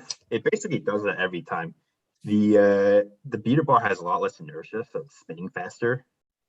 So compared to the body, by the way. So when it hits the ground, it's coming at like, you could do the physics problem, but maybe like 10, 20 miles an hour. And that gives it so much bite that it just keeps going up again. And even the small one, right? That thing draws more power than some beetle weights. It draws more power than most beetle weights. Yeah. Good Lord. Like honestly, what I'd love to see would be this thing bouncing around the arena, and then specifically Tantrum, just because Tantrum's like a little speedster, just chasing after it, trying to hit Oh it. God. And Just like a we cat with a toy. invite Aaron Hill to bounce with us. ooh. Yeah. Are we somehow going to create like Rocket League or something? Oh my Why gosh. not? It's up to Dylan. That'd be a sick like BattleBots, just like a random side competition. Like it's BattleBots soccer, but with Globetrotter as the ball. And then you wait And- to see who's going and to be then- the first one to snap Globetrotter in half or something Uppercut. like that. So Uppercut. I feel like Oh my it's God. probably going to self-destruct at some point. Oh Upper- yeah. Uppercut's gonna get the most red cards because he's supposed to kick the ball, not punch it. So true. Yeah, come on. Oh. It's soccer. Yeah, exactly. So Although that Tantrum would also get some cards on him as well. that too. Well, as long as he keeps the hands back. That's Yep. true. Okay, so yeah, then my only real concern with Globetrotter would be the potential that it might damage the arena and stuff, like when it turns to That's like Trey's getting problem. into BattleBots, because I know Zach Lytle was talking about how when he used a different type of spinner blade for their basement fight against Black Dragon, they messed up the floor pretty badly, and Craig wasn't happy about it. How much Trey's potential do you think correct. this might have towards causing like arena damage and stuff think- like that? Price, you can correct me if I'm wrong, but Mhm. it shouldn't do too bad. And if it does, it'll be the idea was that it would be Trey's problem, right? Something like that. No, Something I'm like kidding. that. No, Um, it's more that the in some ways the beater bar is there to help the forward momentum. When we're bouncing, it can also get up to speed and contribute to the damage that we cause. But really, a lot of what Globetrotter is just in essence a 500-pound bouncing ball just smashing down on top of you. So this is what we if- can remember at least. if and when it causes damage to the arena, it's not going to be unlike any other save vert that doesn't have a self-writer bouncing around the arena like a crazy thing. I don't know how to end that sentence in a less awkward way, but it's basically just going to kind of be that, but on purpose. Gotcha. Yeah, that definitely makes a bit more sense. And yeah, hopefully Trey won't have too much arena damage to work with. Yeah, But it sounds Yeah. like it should be less than what than what I was like expecting when I was first seeing video footage Yeah. of Orb, like what I I mean- showed in that YouTube video. And Orb itself doesn't cause a lot of arena-based damage. yeah, It it causes seems like it doesn't emotional cause much damage, arena man. damage. It mostly just kills itself. It causes Eventually. psychic damage for sure, but Definitely confuses its opponents. It's got like Yeah. it's a psychic But- type. I think Yeah, it so you confuses love Dylan too. Like this Yeah. would be like the new huge, like from 2018, because like oh god, yeah. most people are figuring out like how the heck do you fight that thing? Oh God, Dang it, that'd be a fun fight. And if you literally, first- that's this robot. If this robot gets in, because like, how do you We- fight something that's we- could be bouncing around unpredictably? Yeah, we Honestly, need- Mammoth Battlebots. might have a good chance. Mammoth is like perfectly built to just like kick us around. Literally. It's literally just going to be a game of soccer when it comes We to need- Mammoth. We need Hypershock versus Globetrotter, and Hypershock to come back with a rake. Yes. Catch it in air. That'd be Rake amazing. supremacy. Let's go. Oh man, that'd be awesome. So. Oh yeah, now I want to see this robot get it even more. Yeah. So Greg Munson, if you're watching this video, accept this thing. I think Yeah. we'll probably have an orb in the arena anyway. Yeah. So we might throw the But- 1 so, pounder so in you will Horizon see it. if You we will get see it happen. Oh yes. Yeah, hopefully that will tempt Trey if Globetrotter doesn't Yeah. get in. So. Because Yeah, it's really, just like- really, we're expecting this to maybe take a year to warm up for. Yeah. We're not sure if they'll let us in with this because, you know, 2 robots, same team kind of problem. Especially with a newer team applying, even though me and Josh have a little bit of experience coming in, but like we're not as established, so bringing 2 robots might be a bit hard. But season 8, maybe, you know. Yeah, who knows? But if it gets in, it gets in. I mean, it's not. Yeah, I mean, like at the moment, the current plan for Globetrotter is like we have parts. We want to see if it gets in. If it doesn't, we've already built up hype. Yeah. Yeah, exactly. So, Civilian Arc, you got any questions on Globetrotter? I think that's the correct response. Yeah. Why? I think utter silence is my entire question. I have the entire multiverse cannot be filled with the amount of questions I have. Yes, it is filled with candy. Nice. No, I'm kidding. Man. We just see Globetrotter rolling around America and during Halloween, just having an open frame with with some candy in it. Trick or treat, bro. Get dunked on. Yeah. Here, then Civilian Arc, we bring Tuesday in on the action. Ooh, there we go. That's the dream team right there. Yeah, Tuesday, Globetrotter. There was one from early Robot Wars. I don't recall its name. Orb of Doom, Orb of Death, or no, wait, Psycho Sprout. Yes. Yeah, that thing. There we go. We got a trio right there. So beautiful. Gang. They'll bring the end game to end game faster than Minotaur did. Yeah. Ooh. We'll say it. We'll go hard in the paint against Endgame. Hashtag get dunked on.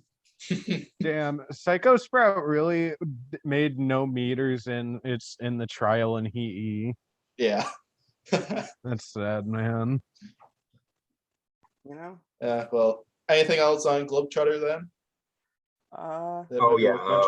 I would like to put out a request. Yeah. So like in CAD and everything, we spec for those bolts for AirMet 300. All our FEA is based on that, you know. Yeah. So yeah, can anyone help we us found out that? that AirMet 300 it doesn't exist. I know there's only 310 and 340. So if anyone can sponsor us for AirMet 300 somehow, if anyone here works at like Carpenter Metals, please reach out because that'd be great. That'd be awesome. Yeah. Because that was a lot of time. Shoot. Okay. Yeah, in that Price, can case, you I reach have to out send a tomorrow? few emails. Yeah, I have to send cool. a few emails. Oh geez. Okay. All right then. So yeah, unless if anyone else has anything else to say, I think that'll close it out for this segment here. Where we got to talk with the team about Horizon and talk a little bit about Globetrotter. So yeah, thanks to the team, all 4 of you for coming to this thing. The links to the YouTube channels of both Horizon and Globetrotter will be located in the description of this video, as well as links to the application videos for both of them. It was great having all 4 of you on here and getting to hear about both of these 2 robots. So yeah, thanks for coming. It was great getting to talk to all 4 of you. And let's go ahead and get to the next robot then. All right, go right ahead. So we're the Boltergeist team. No, I'm kidding.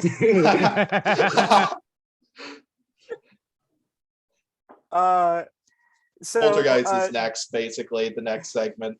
All right, keep going. Gotcha. If you want to switch back to Globetrotter really quick. Yep, we'll do. Just so save yourself some editing time. There you go. Ta-da. So just one quick thing that I wanted to kind of add on to the discussion. Well, we're very sorry. Our social media AI is a little bit wonky at the moment. It's posting some weird stuff. We're sorry about that. We're trying to get it fixed as soon as we can. You know, that's sort of what happens when someone is kind of new to figuring out how machine learning stuff works, but you know, at least it's posting, I guess. Yeah, it currently, I think our bug is that it doesn't know what its post is and what anyone else's post is. What if you which- left an extra semicolon in the Was that program? what it was? Yeah. I never touched the program. So Yeah, that's sort of my that was the one sort of issue my with the AI. deal. That's funny. I don't know. I actually don't know. I still have to go into the code. It posted like some I weird know, I thing. forgot my GitHub password, so I can't even like delete it. I don't Oh. remember how to use GitHub. Derek keeps making fun of me for that. But yeah, the we're working on getting it fixed. I have to It might get a little more coherent at one point, but it's got image processing. I mean, yeah, it made that one meme about Will Smith. That was really good. that was Um, honestly really cool. Wait, the Will Smith slapping meme. Yeah, but it's Will Smith dunking. It's on the Facebook and the Instagram. Yeah, the That's AI awesome. figured that out. It was great. Yeah, we were proud that it can make memes, so it can at least do that. Beautiful. Oh yeah, and live posting from the box. Forgot about that. Yep. Ah, But that's a That's- later problem. that's a later thing. So yeah, Yeah. anyway, thanks once again to all four of you for coming. It was great getting to Of talk course. to all four of you about both of these two robots. So of Yeah. Thank you for having us. Yeah, Yeah. for sure. course. Really, thank you. Great.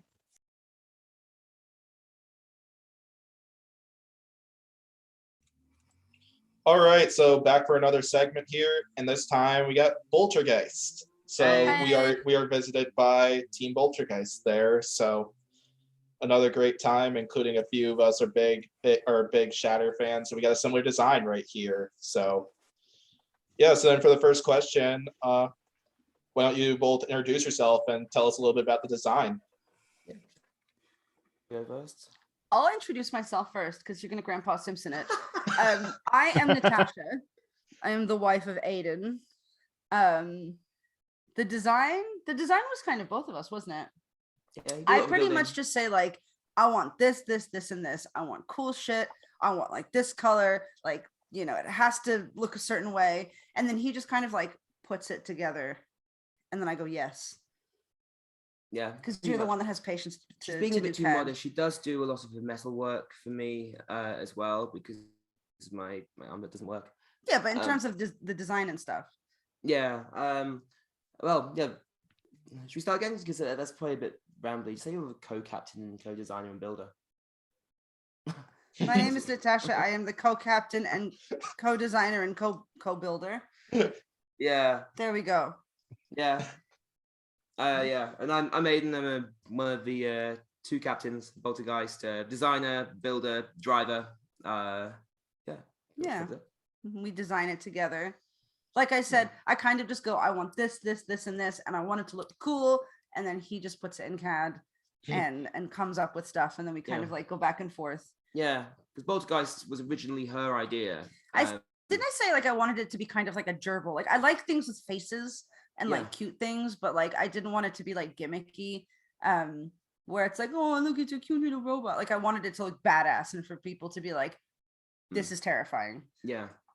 Also, I wanted it to be in Vanta Black, but I don't think we're allowed to do that. I'm still waiting to hear about that. Yeah. So, In Vanta Black, if you don't know what it is the darkest black color in existence. Like it is so black that it just like absorbs all light and turns into like a void. It's incredible. yeah. What paint we're using is called Black 3.0. Yeah, Vanta Black, Black 3.0, same thing. Yeah, but waiting Damn. for selection committee to get back to us on that. That's so yeah, awesome. hope that wasn't too long of an intro. Yeah, so anyway, next question is, so we've got a lot of we've seen a few hammer robots in the past, like Shatter, Beta.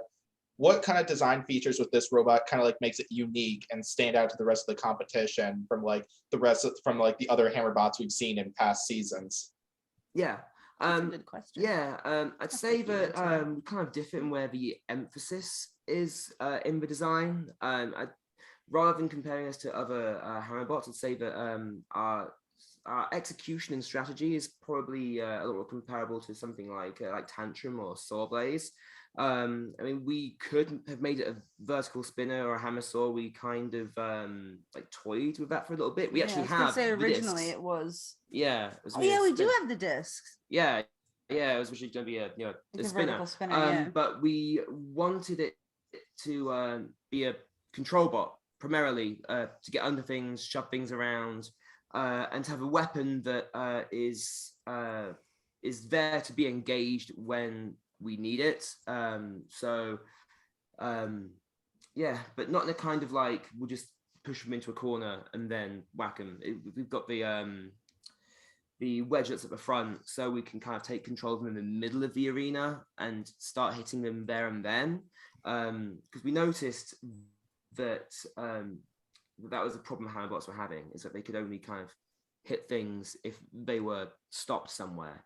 And Shatter did really, really well with that, I feel, last season. So I kind of feel very validated on that.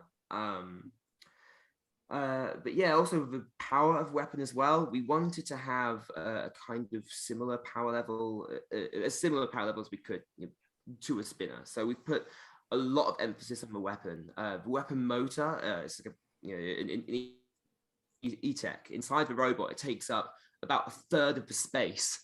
But that and the gearing and everything that has to be shoved in there. It's a very compact robot, not because it's small, but because everything has to be kind of dense. It's dense. it's dense. But it's all to squeeze as much power as we can out of that hammer. We're still waiting for approval on the magnets as well. We're not sure like how heavy we're going to go on that. I really want magnets. Yeah, magnets would be so fun. I watched too much Breaking Bad at one point, but yeah. But yeah, I mean, I guess we were just looking at Hammerbots when we decided it was to be a hammer, and asked ourselves, okay, so what's wrong with Hammerbots? How can we do this better? Because and more entertaining. I'm not saying anybody's not entertaining, but more entertaining. Like, we want to put on a good show. Yeah, because when we did what was it, like surveys beforehand? Yeah. Market research. Yes, market research. We noticed that Hammerbots were the most popular kind of robot. I mean, outside of like the really like hardcore fan base that you get on Reddit and combat robotics groups, where it's like you've got to be a vertical spinner to win. Your average BattleBots fan, average Robot Wars fan, they tend to like hammers because they're very theatrical, and we're entertainers, we're a band of performers. Yeah, we'll put on the show. So that came into it as well. So yeah, and that's a lot, but to kind of put it down to a couple of bullet points. Entertainment power in the strategy and the execution as well. Yeah, say it's kind of a bit more similar to something like Tantrum or Sawblaze, where we've got a bit more control on how we use the weapon while we're pursuing opponents. Awesome. So yeah, my next question is pretty much you told us this briefly. You were telling me as well when we were DMing back and forth or before this thing that you didn't get in last season, but you were one of the finalists towards getting one of the last few spots last season. Yeah. Yeah, you were talking about that briefly. I was wondering if you could kind of like talk about that a little bit. And then the second part of this is what are some of the design changes and improvements you made since then? Do you want me to explain the situation that happened, and then you can talk about the design changes? Yeah. Because you kind of focus more on CAD. Yeah. I kind of see it as like almost in a blessing, because I heard what happened with like a lot of the UK teams and like international teams last year, where I think something got screwed up and they couldn't come over. So Travel in a way, it was like because of COVID. Yeah, and I think because the story of Boltergeist is quite long, but not only as a tribute with for Rex Garrett to do Boltergeist as a kid. One of our teammates, Dan, had sadly taken his life in the summer of 2020, right kind of when we were starting to build Boltergeist, and so it's we didn't want to be like a sad sack team and kind of let that I guess take us over, and so we kind of just like threw ourselves into it to try and be like, you know what, no, Dan would want us to make a kick-ass robot, so let's do. Circumstances of us getting in were interesting as well, because we were going to enter season 6 rather than season 5. So I messaged BattleBots and said, look, our teammate passed away, and his favorite robot was Peerless Zooge, Violent Dragon from King of Bots. And I said, look, if we were to put a sticker of that on Boltergeist somewhere, you can probably see where the color schemes come from now. Would we be able to do that with maybe, conflicts with, like copyright being able to use it? And Greg emailed me back saying, how quickly can you build this thing? Because we'd love to invite you. And if you can't make it this year, come next year. So we tried to get it, to get it built for season 5, but we had a metal order that was messed up by a decimal point, and that put us so far back. Well, just with COVID and everything, I mean, trying to get anything ordered in 2020 was like a nightmare. But yeah, then so season 6, I think we were like 1 vote away from getting into season 6. Because while we did have a place held for us, at least like that was what. Well, that's what we were told. Everyone had to reapply, and I asked them, okay, are we in this as well? And they said, yeah, let's reapply.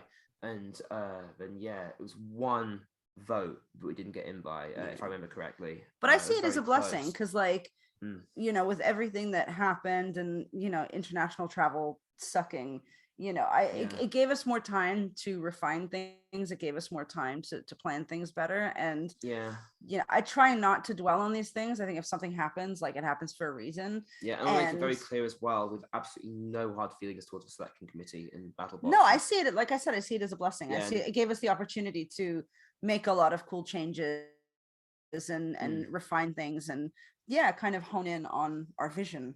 Because which is where we lead into your part of the question. Because in hindsight, looking back on the design that we were offering back then, if I was to look at it objectively and honestly, from a third person perspective, if I was on a selection committee, I don't think I'd have accepted us last year.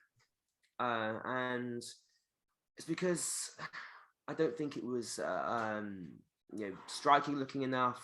I think that it kind of looked rather clunky. I know that the feedback we got was that they wanted more knockout potential. We wanted to address that as well.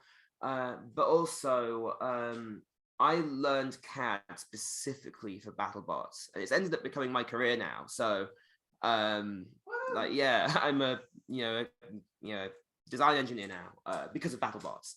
But it took me a while to grow into that. And at the time, I don't feel like I executed our vision as well as we can now because my skills just weren't there.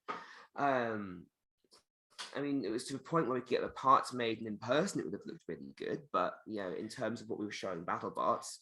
Well, it's a learning process. Yeah, I don't think it was, it wasn't, BattleBots caliber back then. But now I've got 100% confidence in what we're offering this year. So hopefully it should do better. It will do better. Yeah. We will kick ass. Or she'll kill me. That's true, divorce. Yeah. But yeah, I'm a lot happier with where it is this year. We've refined the weapon. For starters, we've given it a lot more knockout potential. I can't believe you forgot that I changed that. Dude, I don't know what I have for breakfast most days. But yeah, it's rather than just having a bludgeoning axe, we've got more of a piercing head that can damage armor a lot better. Took a lot of cues from Shatter on that. Because what they did to Lockjaw was just incredible. Like that is what you want. I agree. Want to be. Thank you, Shatter, for that. Kind of geometric, kind of futuristic looking hammerbots of a way forward. I'm hoping to be like Shatter with a bit more firepower, and a bit heavier armor, able to get under things a bit better, more kind of focused on taking hits from a variety of different weapons. Mm-hmm. Also, we wanted to kind of make it look good on TV as well. So we've tweaked the color scheme a bit. That I think because I come from like a design background and a marketing you do a background, lot. my vision with anything is always like, how can you maximize its marketing potential? And I think we wanted something as well that like, what is it? Those hex bugs. We want it to look like a good Those hex bug toys, which are so fun to play with.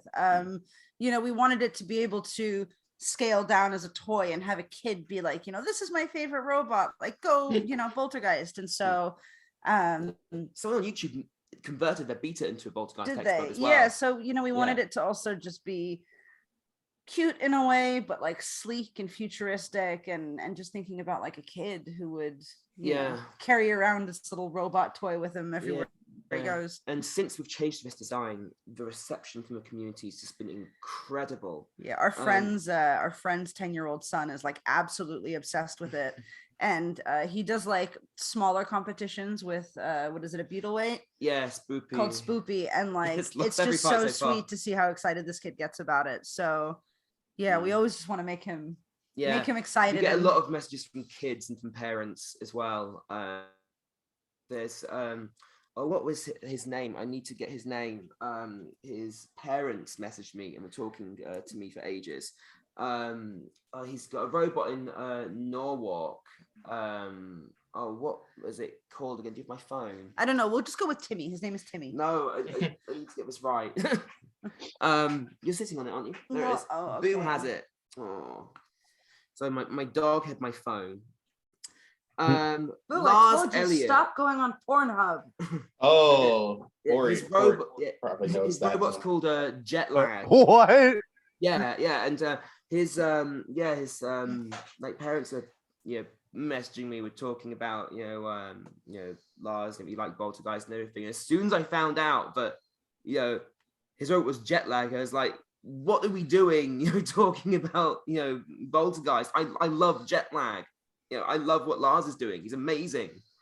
And yeah, just every single day, just answering messages from people who who love it and connect with it. And so we didn't have that last year. So whatever we did this year to refine it and really hone in on that vision that Tashi had of making it like a toy that someone would want. Like, but a kick-ass toy. Yeah, I feel that we've really got that this year. Yeah, I think we've achieved our goals in that department. Definitely a toy of it. Yeah. So my next question then is or Pori, you were wanting to say something? Oh no, I was just saying I'd buy a toy of it, but I'd buy like all the BattleBots toys because I'm the BattleBots collector, even though I retired. Do you not have any of the Hexbug toys? Of course you have. I have all of them. I don't have any of the build your own ones. I don't have Duck or Rotator, and oh my god, I don't have like I don't have any of the like variants, like the weird Minotaur variant that has a few more stickers on it, or like the Tombstone variants. Okay. Yeah, we've got one. It's insanely hard to find in England here. And I think for Christmas I managed to find on Amazon or something the Tombstone one, but you cannot find any of them here, and it sucks. But I would kill for a Duck one. Oh my god. I thought they were planning some international distribution of it. Maybe it's something I misremembered, but I think it has happened now that there is. We'll have to have a look. Yeah, I'd like a Sawblaze one. More things. I feel you though, because I want to get the Matilda toy, but like they're not here straight up. They're like gold dust, but it looks amazing. I'd love to have one. We like the pullback toys and remote control toys as kids. I found some photos a while back when we were doing the application process, trying to find photos of me and Josh doing robot stuff, and we found some photos of us like with our like Shunt and Matilda like fighting in like my grandpa's. I want those so bad, but there's like, every time I find like old Robot Wars toys on eBay, it's like the shipping is like more than what the actual toys are. That's and the I'm thing. It's crazy. Also, I'm totally gonna embarrass 80 here for a second. Cool. This is him as a kid.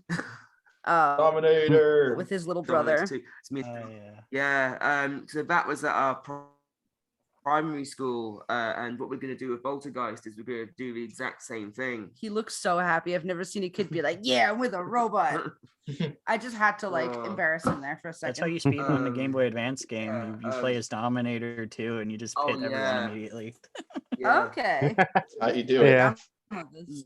Yeah, even in BattleBots, Hammerbots are the way to go. The game. I don't know if it's because I'm just more familiar with them, having designed them and everything. But the only robot I could do anything with in the light race was Shrike, and you just keep on them and just keep hitting them, and eventually their frame fails.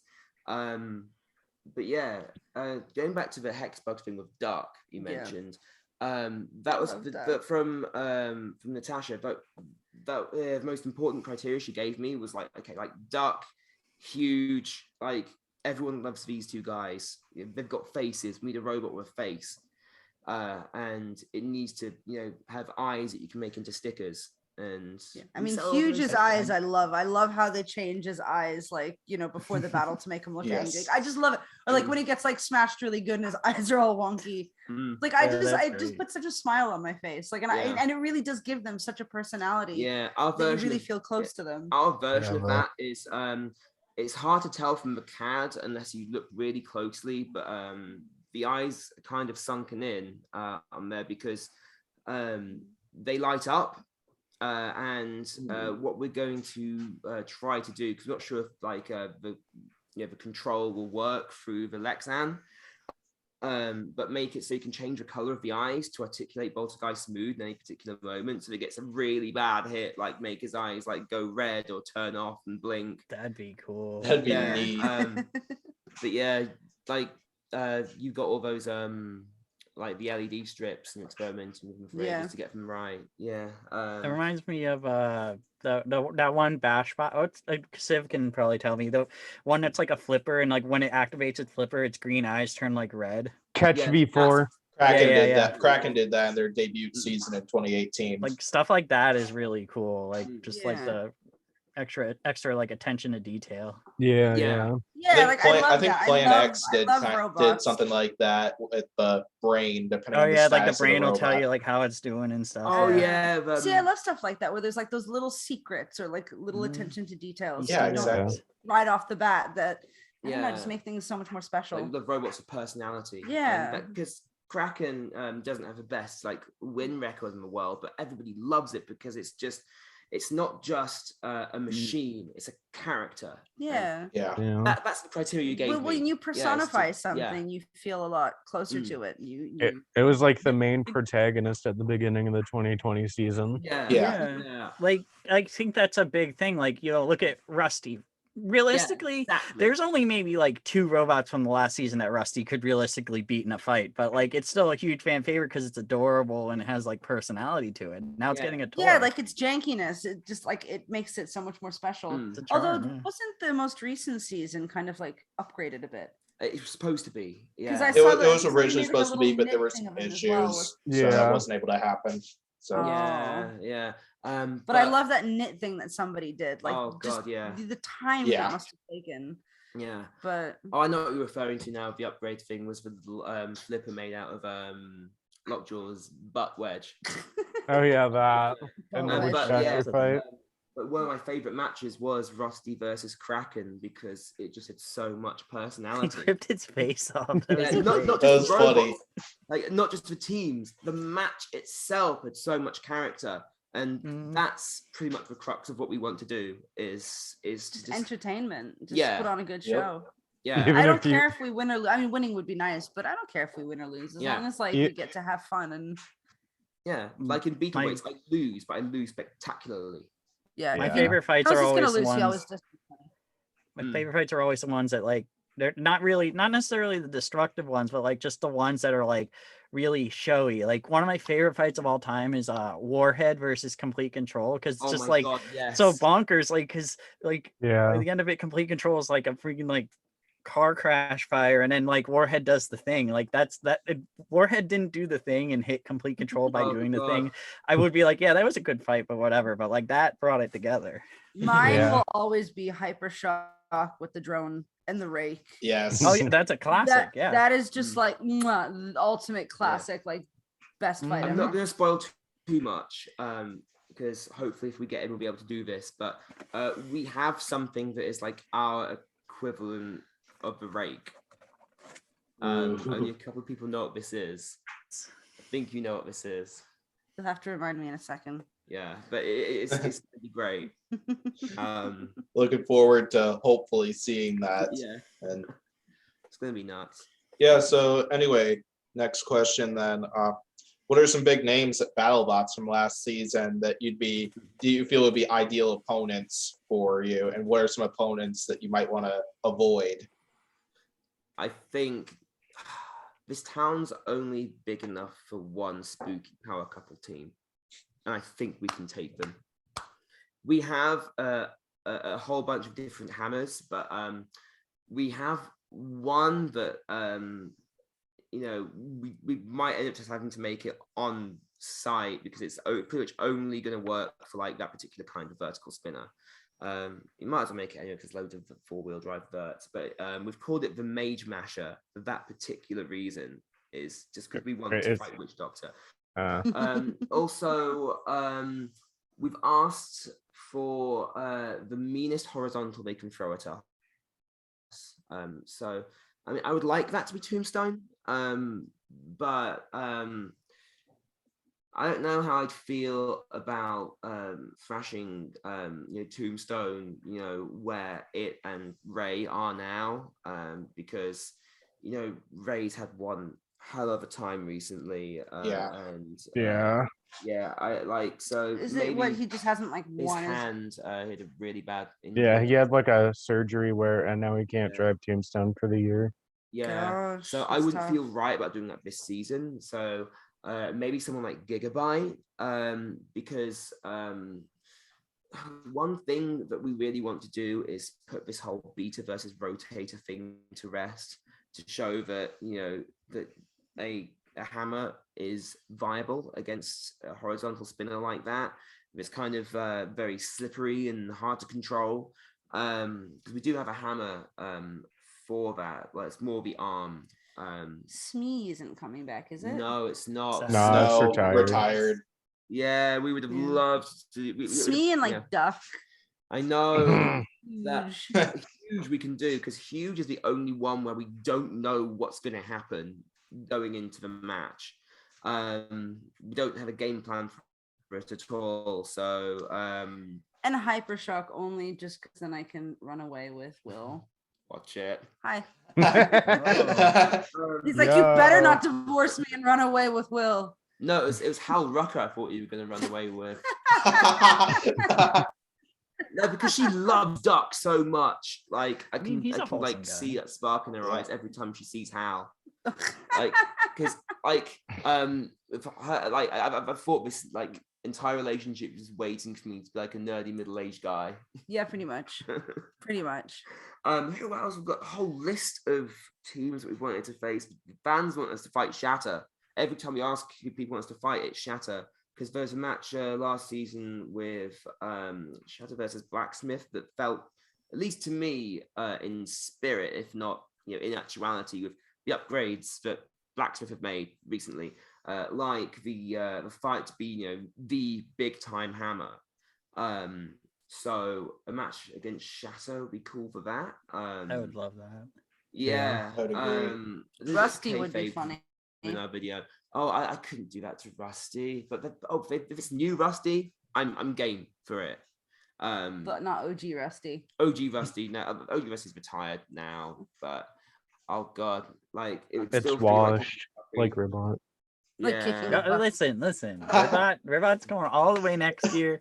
We got this. Yeah, I thought they were going to do it this year. I got the wedge lit. We're ready. We're ready to take it all away. Oh, nice. Like, I honestly thought Ribot could have done it this year. Although, look at top 8. Any of them. I'm the biggest Ribot fan ever. There's 2 robots that I'm dead scared of Ribot fighting that were in the top 32. Hydra was one of them, and quite frankly, I'm terrified of the idea of Ribot facing Rotator, because I kind of feel like Rotator is probably, in my opinion, the best robot in the field, honestly. Yeah, I'd say Rotator could have done it. Say any of the top 8 could have done it. Out of the top 32, any of the robots who ended up in the top 8 could have done it. Ribot could have done it. Deadlift couldn't have. Oh yeah, Deadlift is gonna, if they get in next year, they're gonna Rotator kind of reminds me of like the OG design of Boltergeist. Oh my god, that's right. Yeah, because originally I wanted it to be like a wedge on one end and a horizontal snow spin plow, on the I other guess. one. Yeah. Yeah, because that's where the shape of the wedge is from. That wedge was originally going to be the backside of Boltergeist. Yeah. It was going to have I wanted like dual-ended. You wanted to have two horizontal spinners. So we've got the discs for that we were going to use. So they could be either vertical like a disc setup or like horizontal like two discs. We didn't end up doing that in the end. We ended up going with a hammer. Yeah. But yeah. Rotate would be That really was good like the OG thing I drew on like a napkin years ago. Oh, I wish we had that for this interview. I was looking for it. We were looking for the napkin. Yeah, with the napkins in it and everything. But Rotator, if we're gonna like put this whole Rotator versus Beta thing to bed, then why not fight Rotator? Just that'd be an interesting fight as well. Yeah, very kind of like flashy robots visually as well. Put on a really good show because every time Rotator goes out there, like they put on like such a fantastic show. Like in my list of standout matches every single season, Rotator has been like near the top. Like season, like this past season, their match against Tantrum was just nuts.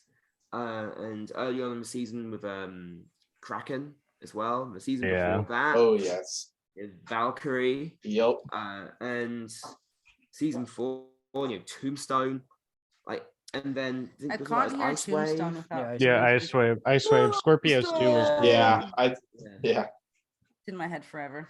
Yeah, that's another important thing with Boltergeist actually is we wanted to have a theme where we could have a really good through control like every single fight. Like incorporeal punishment or what was the other one? Like blunt force Alpträumer. Well, you're the man with the words. I trust you. I speak 5 languages, but not very good. He's the one that's all good with the puns and stuff. Yes, Boltergeist is kind of like a multi-dimensional pun because Boltergeist means a noisy ghost, and we're a kind of noisy industrial band. Also, did you know there's a place called Boltergeist Canyon or something in Utah? Yeah. If we get I completely thought I ganked- was being like really smart with the name, and like we totally got shafted by a bunch of Mormons. Yeah, if we get completely ganked this next season, Chuck we will throw the Boltergeist up. carcass of Boltergeist into the canyon that bears its name. That'd be pretty wild, to be honest. Yeah. It would be some of those like. That'd be a fun way of going out. Yeah, it's like a dual language pun, and it works on so many levels. I love it. It's a good name, but Will Bales had a good point about names that we failed on massively, and is that you need kids to be able to spell it. And to all the kids out there who like, if we get in, have to like, write their predictions for the season and just sit there thinking, oh god, how do I spell Boltergeist? I'm so sorry. Yeah, I feel that. Yeah, learning. You almost named it. If you had gotten in season 5, you were gonna name it Geist, right? Because of that other robot Bolt. Or am I misremembering? Yeah, I've a Geist, or its original name was Boom. But... No, its original name was I Want a Divorce. No, what was it? It was I Want a Divorce. No, we had a name for a beetle weight, but it was something like that. Grounds for Divorce. Grounds for Divorce. That's right. Yeah, that was their name. Yeah. Yeah. Which I still think is a great name, but. Yeah. So yeah, I can't even remember the original question was. Been on such a tangent. Any other any questions from you two, Civilian and Pori? Before you got any? You go first. I'll think. Okay. So, what kind of motors are you guys gonna use for like the drive and the hand for the drive? Yeah. At the moment, this is kind of we've been wondering whether we're going to use these for a while because around the season, around season 5, after Dan passed away, during the filming of season 5, so we're lucky we didn't go and do it.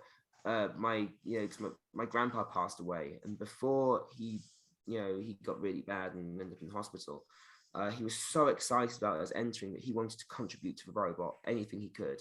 and he thought, okay, I'm gonna go online and see what the best drive motors are, for a heavyweight combat robot. And he bought us a set of Amflo E3400s. A few robots use them, but we're thinking of using like the I think it's the A40 something, that kind of smaller but more powerful. Instead, because I'm conflicted. On one hand, the E3400s are a perfectly fine motor. We've been designing the robot and gearing it and everything for these motors, with these in mind to make it perform well with them. But on the other hand, do I really want to use them when they're like the last thing I ever got from my grandpa? Yeah, because that's what the purpose of it was. Like, he would want you to use them. Yeah. Whether you end up with like a few fragments of it left, then you can like save it. I guess, yeah. You use it and make the best of it. Yeah. Put on a good show. We've also considering using some castle motors if we decide to go brushless, because as a roboteer, I hadn't, before Boltergeist and the robots have been Beagle Weights and building at the moment, I hadn't built a robot since about 2002, 2003. So my mentality was, pretty much stuck in that era, kind of similar to like Captain Treaderator, like a season or so ago. Find the washing machine motors. It was all, brushed, very simple, very robust, less things to mess up. And so it works really well for that. But yeah, we might go brushless if I feel confident enough to do it. But otherwise, it's either going to be those Amflos or some other Amflos.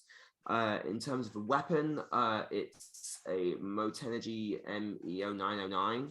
So it's an E-Tech, but it's kind of a smaller one. We were going to use the I think it's the 0708, but it was slightly too big, and it was hard to thanks to the square cube law to get it in weight, even with everything kind of densely packed in. So we sized it down to the MEO909, and I got the numbers to still work with it. It's a very powerful motor. I believe it's what Death Roll used. I think Beta have used an E-Tech at some point as well when they're electric. The numbers check out with it. It should be one of the most powerful hammers in combat robotics. At least if I've got the numbers right. I'm a musician, not a mathematician, but it was from John Reed's calculator, so it should work. So yeah, that is locked in. That is the motor we're using. So short answer, drive. It's we've got some motors that we've been using so far. Might change them, but yeah, weapon is 100% Motenergy MEO909 from France. It's awesome. Nice. Yeah. What you got for it? Yeah, question for it. Yeah. Oh yeah. You said you're a musician? Yes. Yep. Okay. What kind of music you make? Kind of electronic, industrial stuff. Kind of like dreamy electronic industrial. Yeah. Basically, Okay. I do all like the ambient sounds that he then like converts into like beats and stuff. But I don't know. I feel like just imagine that you're in like a big empty steel factory That's with a lot of yeah. guitar reverb and fuzziness. Okay, I dig that. I've been together. making noise for like a decade. Band's logo. Yeah, tattooed on us. Where's my arm? My arm isn't. So my left arm's kind of partially paralyzed. So it's hard to move it. So yeah. Put my arm. Yeah, I mean, if you ever want to play a show in a basement in Pennsylvania, I'd love I that. could book you. Nice. Because I've been pretty heavily involved in DIY music scene for like a decade, if not more. Nice. Awesome. I make noise. I'm actually playing a show on Monday. First show at this new band. Amazing. I like the DIY aspect being taken very literally.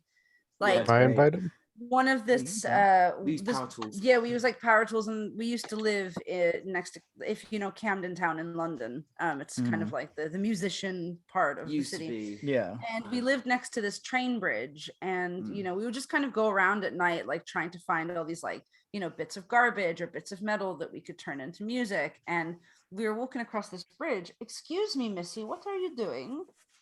Thank you. And And there was this one screw on the top of this bridge that just like you lift it was rusted on there somehow, but you'd like lift it up and drop it, and it made like this really cool, like I guess, noise. So we turned it into the intro drum beat to one of our songs. Yeah, it was that with like the that. sound of a train going under the bridge at the same time, and ended up becoming a beat. We So, almost got yeah. arrested a few times because people thought we were like robbing them. But Yeah. like I love that. Like anytime you get to use like power tools or like, you know, bits of metal or anything that, you know, found object sounds, I think. Oh, I love that. To answer the obvious question that's coming next, yes, there are robots in the new record. So yeah. Is there recorded music that like I could listen to? Yeah, we're on like Apple Music, Spotify. We're called You the Living. And our album cover is just like black and white with this logo on the front. Look for that logo and but yeah, you'll have to send us your band name as well to check it out if you have anything. Yeah, we just well, I'm in a few things. Like I have a lot of solo stuff I do under my own name, and then like I have a band called B Band, which is like this really shit posty noisecore band. And the band we're doing this on Monday is it's sort of like the singer of B Band couldn't make the show because it was on a Monday, so I'm doing vocals and it's going to be a disaster. So I'm just going to be screaming about Gordon Ramsay for 20 minutes. That's nice. Awesome. I appreciate this. If someone can record this, I need to. I'm going to try to record it. Yeah. Send me, like, what's the band name again? I'm sorry. You the Living. Yeah, You the Living. You the Living. Yeah. There's also a Swedish movie that I see. has the same name. I named the film. Okay, I see your logo. Yeah. Okay. I'm following you. So I'm out this year. Well, either this year or next year. Considering the fact that we've been married for like a decade, we're in a band together and on a robot team together, I'm so surprised I haven't murdered you in your sleep. Yeah. So hopefully, if we get into BattleBots, we're going to sync release for next record with BattleBots. So things have glitched up a bit. What's up? Is everyone all right? Yeah. Oh, you guys have all glitched up at the same time. It was quite funny. That's what we do. We glitch. Yep. It's a noise. Oh, glitch is what I forgot to mention. They're on my list of like robots that I'd really want to face next season, but I was impressed with. Glitch, yeah, amazing. Manteen's really scared of Glitch if it ever fights Gigabyte, so that's what he's scared of now. Yeah. I mean, Manteen would be scared if like Rusty fought Gigabyte. Let's be real. That's true. Probably would. He was just afraid because of the embarrassment he'd get if Gigabyte lost. Oh man. But like, we wouldn't let it let him down. Yeah, I feel so bad for Grabot. Like that guy seems so sweet. He does a lot of work with disabled people, and you know, as a disabled person, like it's a cool machine, honestly. I want your personal opinion on something. I've been debating this with my friend for a while. Who do you think would win, Grabot or Ghost Raptor after the Cobalt fight? No, of course you're gonna ask that. Is Grabot's drive working in this one? That's what I asked. Grabot is working the way it always works in its fights. Okay. Oh god. I think there's a better chance of Grabot being able to show controlled movement than half of Ghost Raptor, so I think maybe I'd have to give it to Grabot unless. That's what I'm saying, because most people assume I'm saying that Ghost Raptor after getting repaired. I'm saying like Ghost Raptor right after Cobalt hit it. So, I mean, I think Grabot's got a chance of making it over to, you know, the opposite square and, you know, touching Ghost Raptor a little bit. Yeah. So yeah, my vote would be with Grabot, I guess, but that's just like my rules lawyer take on it, I guess. I got my own hypothetical matchup that I ask everyone. I forgot about it until now. Thank you for reminding me, Siv. You're welcome. Okay, who would win between the season 4 version of Falcon or Double Jeopardy? We've literally had this argument for the past like. Does anyone think Falcon? This will probably be the last question. Then we gotta finish up the interview. Yeah, Double Jeopardy, 100%. Based. Yes. Based. Yeah. Glad we're all on the Double J train. Yeah, so anything else on Boltergeist that might be useful for us to know? Sorry, Real was that again? quick. Anything else on Boltergeist that might be useful for us to know before we close this out? Oh, quick. Yeah. Anything else? I want confetti cannons in its butt. What? So, Boltergeist biology. It's a gerbil, and It's so a the face, ghost gerbil. yeah, the face is quite obvious. The wedgelets are its like front paws, and the little chevrons on the sides, like the side panels, are supposed to be its back legs. So look at the way a I gerbil see sits. that. That's awesome. Yeah. We've actually got gerbils. We've got- Identical twin black gerbils. yeah, and the thing is we got the black gerbils after we designed Boltergeist. So it's almost like we based the gerbils on Boltergeist. You should. Yeah. You should. What else? I guess on social we could media put the pages. gerbils. We could put the gerbils on Boltergeist and just like drive them around. No, I guess we can like drive around in a little like You could- weapons robot like a car. That'd be so. You cute. could do what the Copperhead team does and brings an animal to BattleBots. I'd be more than up for that. My Yeah, but you idea- don't want the snake to get I loose mean, with the gerbils. Oh god. My idea though is that Well, I That could would be make bad like news. I can make like a ghost gerbil costume. It and would I end could up be on your being a team, ghost gerbil when Oh. the snake's done with it. and I could be on your team as the ghost gerbil guy, just like for your tunnel entrances and stuff. Yeah. But yeah, thank you guys so much for this. Yeah, thank you. Oh Yeah. yeah. Apologies if I've rambled a bit. It's just not No, every day no. I get to talk Like to it. He someone about doesn't get robots. out much. Yeah, it's not every day I get to talk to someone about robots consensually. Oh yeah. No problem. Like she says that I go to the dog park and like we're talking to someone like, hey, have you ever heard of BattleBots? Oh my It's god, he never amazing. shuts up. I'm like a Jehovah's Witness with it. Like, knocking on people's Yeah, doors. knocking on the neighbor's doors. You being just, like, you just, "Can I-" you just, you just go to like a random person and be like, "Hey, what's your opinion on Shatter?" Yeah. I'm actually kind of guilty of sort of that because I have a lot of like BattleBot shirts, and almost every time I go to like a flea market or something with like a BattleBot shirt on, I'll almost always get like some guy who's like middle aged being like, "Oh, I remember watching that on Comedy Central," and I'm like, "Well, let me show you like awesome. Ghost Raptor versus Razorback." Yeah, and, like, but that's an trying to invite. get You're him- wearing the shirt. You're not just Yeah. going up to random people being like, "Can I talk to you about our Lord Wait. and Savior Duck?" I mean, Yeah. I could. Not just some like Oh, guy hour. who looks like an anime villain, like saying, "Hey, have you ever seen robots fight each other in a plastic box?" Yeah. Duck is my anime villain. But that is why I love you, my darling. I love you too, darling. Aw. Yeah. So anyway, this will probably close it out for this segment then. Thanks for checking this bit out. And hopefully we'll see Boltergeist in the competition this upcoming season, because I do believe BattleBots need more hammer do. bots. Yeah, we definitely Thank do. you. And It was lovely meeting you guys. Have a good yeah, night. definitely. Good day. one. Thanks so much to you guys for Yeah, coming. thank you so much. And let's go ahead and get to the next robot It's been- then. Yeah, it's been a pleasure. Thank you guys so much. Of course.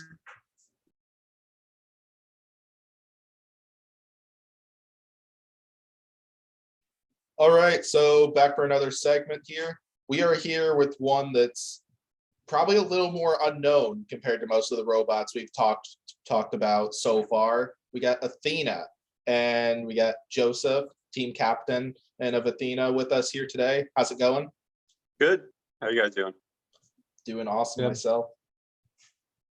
Also, yeah, so back for more questions from another team. So why don't you go ahead and introduce yourself and tell us a little bit about the design?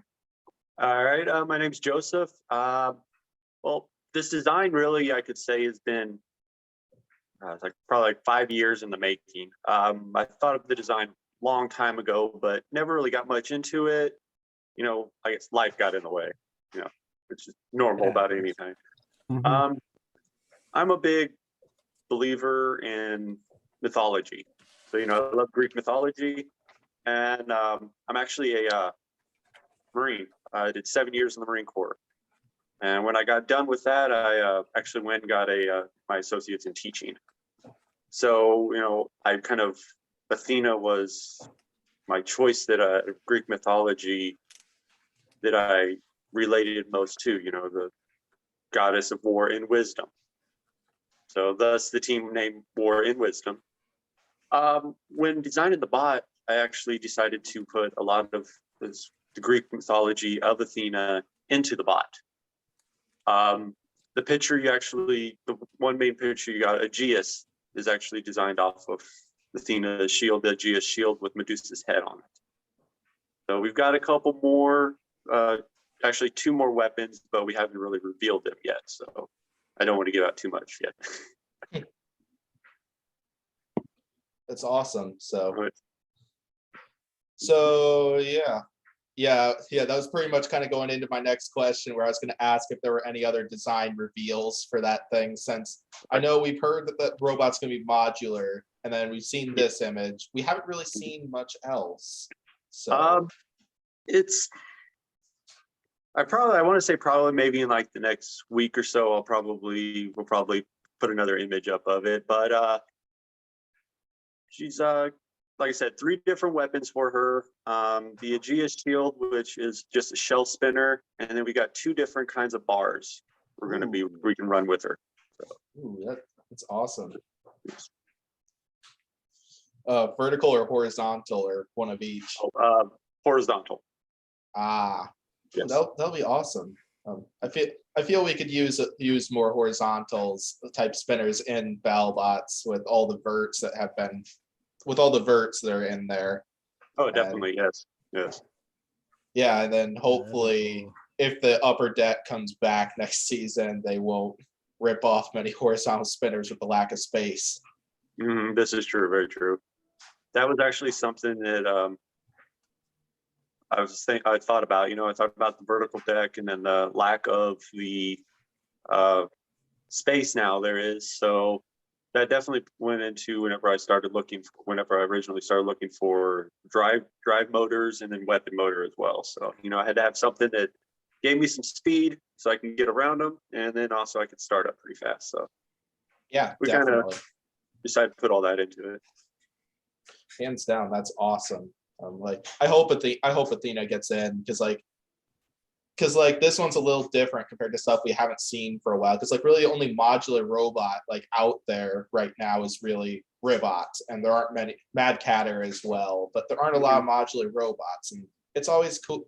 It's always cool to see robots like that, just to have the element of surprise. That's kind of something I was hoping Bombshell would really do a lot more with after they were the runner-up. Even though they did technically have multiple weapons in 2019, we only ever saw the vertical spinner. Yeah. Yeah, so it's always nice to see lots of that stuff. Like you said with Ribot, that's honestly, I want to say that is about the only one that I've seen that's actually done the real change in weapons, from vertical to horizontal. Yeah, definitely. Yeah, so then my next question is probably, we'll probably see whatever the pictures you're talking about at some point, but who are some of the opponents that you feel would be ideal that were in BattleBots last season, and who would be some potential opponents you might want to avoid, if any? Because I know some teams have replied with none to that second part.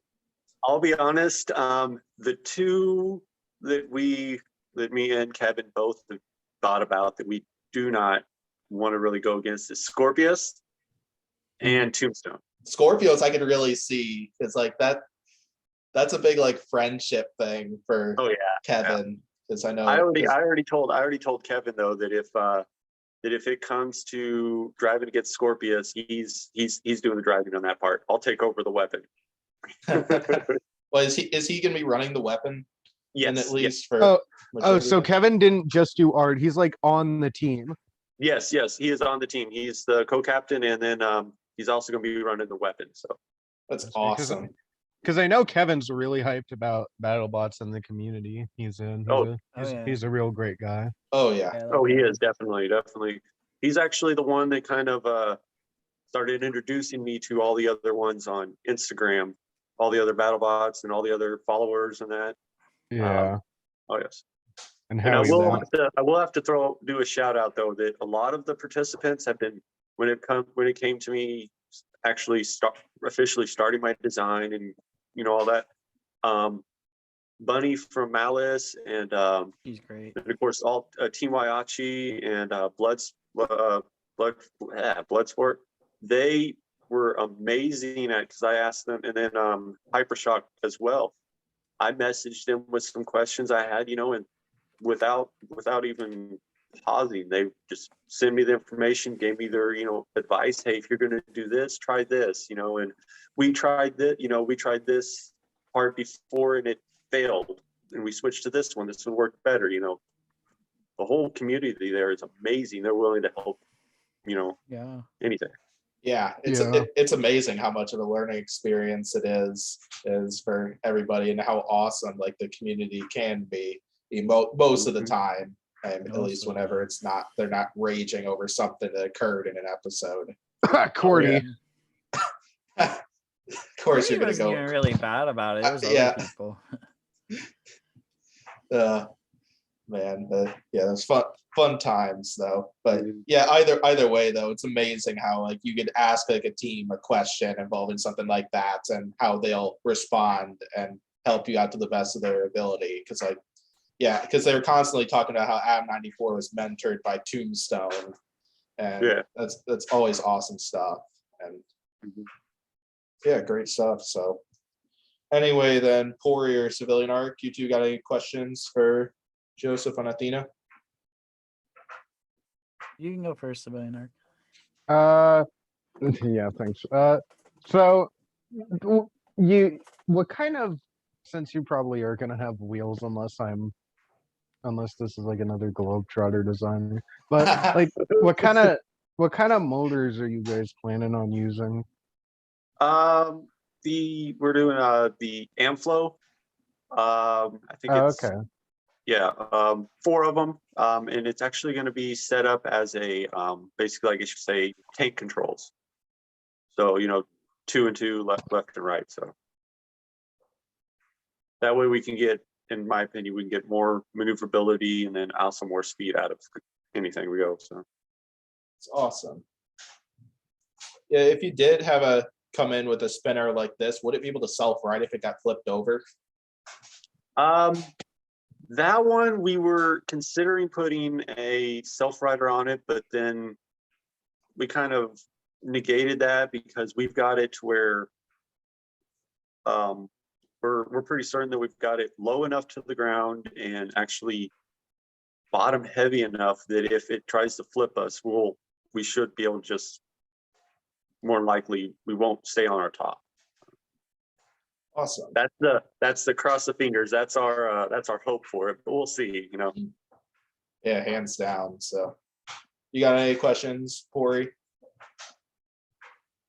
I'm definitely looking forward to this robot. It looks really neat, and I'm looking forward to the updates and the new stuff that you post pertaining to it. Because I am following you on my BattleBots Insta, and I'm definitely interested in what I'm seeing. I mean, I love the shell spinners. I love the horizontal spinner, so I'm definitely all for that. Yeah, I mean, I don't really have any questions, but I'm looking forward to it. All right. So then, yeah, my final question then would be: is there anything about Athena that might be worth mentioning to us that we haven't gotten to yet? Let's see. Well, the main thing I can think of is that just something I like to just say when actually I am asked about Athena by anyone, like my friends or that, they ask me, they're like, well, do you think you're brand new? You think you're going to be able to do anything in there? And I'm like, well, like the goddess Athena, she's a fighter, she's a strategist, Yeah. Don't I like the Greek mythology play in here. I know. Oh yeah. Pori is also big in Greek mythology since he thinks Robot was gonna go all the way at some point. Robot is gonna go all the way, man. Sorry, but Minotaur is gonna shred apart Robot like how Black Dragon did. No, yeah. Now, Pori, we can't forget how Black Dragon went on fire. It still was more aggressive and controlled more of the fight. I don't want to hear it. All I want to hear is the juice about Athena. That's all I want to hear. That's fair. Oh, yes. Now, I do actually have a question that you guys might be able to answer too. I actually got a partial answer, but nobody else knows. because as you know that they still haven't came out with any of the applicants. They haven't gave us the official yes or no. Right. Yeah. The last I actually emailed them, they said that it would still be, it was last month, they still said it'd be about 2 months before they even got around to the applicants, which kind of threw me off. And I actually asked them why. And I'm wondering if you guys have heard any other difference. From what I heard is that at first they were having networking issues. I've not heard about anything regarding that, but the only thing I can really think of would be, well, networking would kind of make sense because there's still stuff from last season that we're still waiting on right now. Like there's the bounties. Yes, the bounties and then I hear we've heard there's a Golden Bolt tournament and whatever that is. Networking issue that's a possibility, I feel, because I'm not 100% sure. Yeah, I wouldn't. But yeah, that is kind of concerning if it's going to be like a couple months before they're going to get to some of the applicants, because lots of people have been. They usually have a history of doing that, don't they? Like where they kind of leave people in the dark until maybe 2 months before filling, and then we're in the dark until a month beforehand. Because I know that's a problem that Carlo Bertocchini has with whenever he wants to make a new biohazard or something, his thing was always that when applications start, it's always 2 months in between, and he wants a couple months to be able to make the new biohazard. Mm-hmm.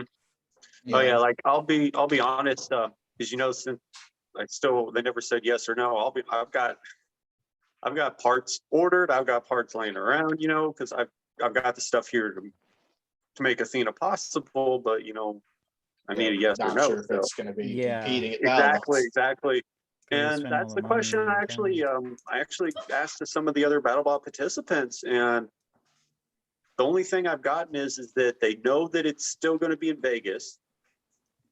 Other than that, the best response I got was actually from Bunny again. She goes, "Welcome to BattleBots as a builder, where you literally know nothing." that sounds about right, because Bunny has told us multiple times that they didn't know that the shelf was going to be a thing until a month Bunny's a real before.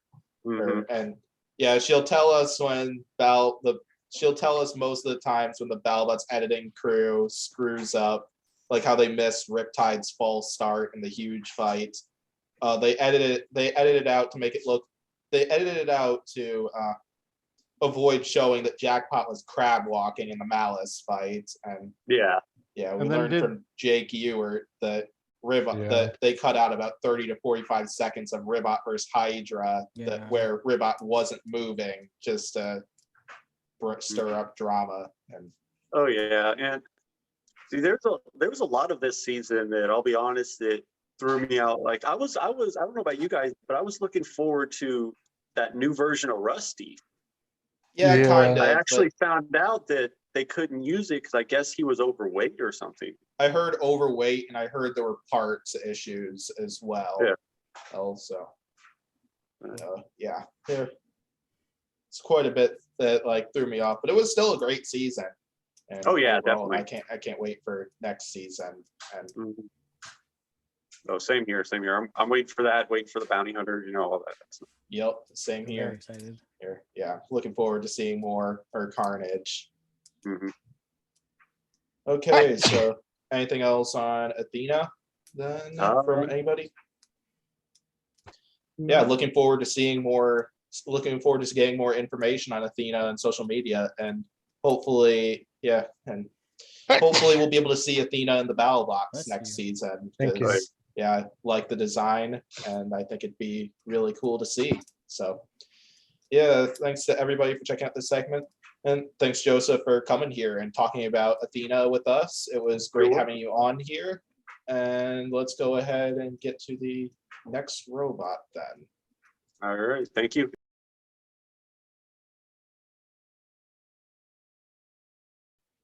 All right, so back for another segment here, and this time we got one of my other favorite looking robots here. We got Doomba.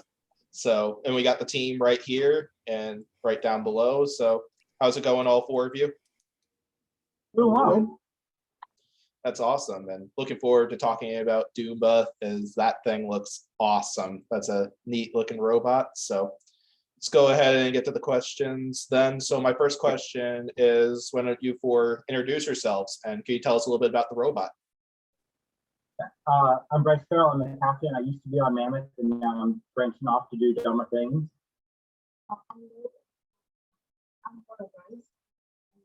Can you speak up a little bit because we can't hear you? Yeah, the audio is a bit fuzzy. I'm Lo. I follow Bryce. I wear a vest.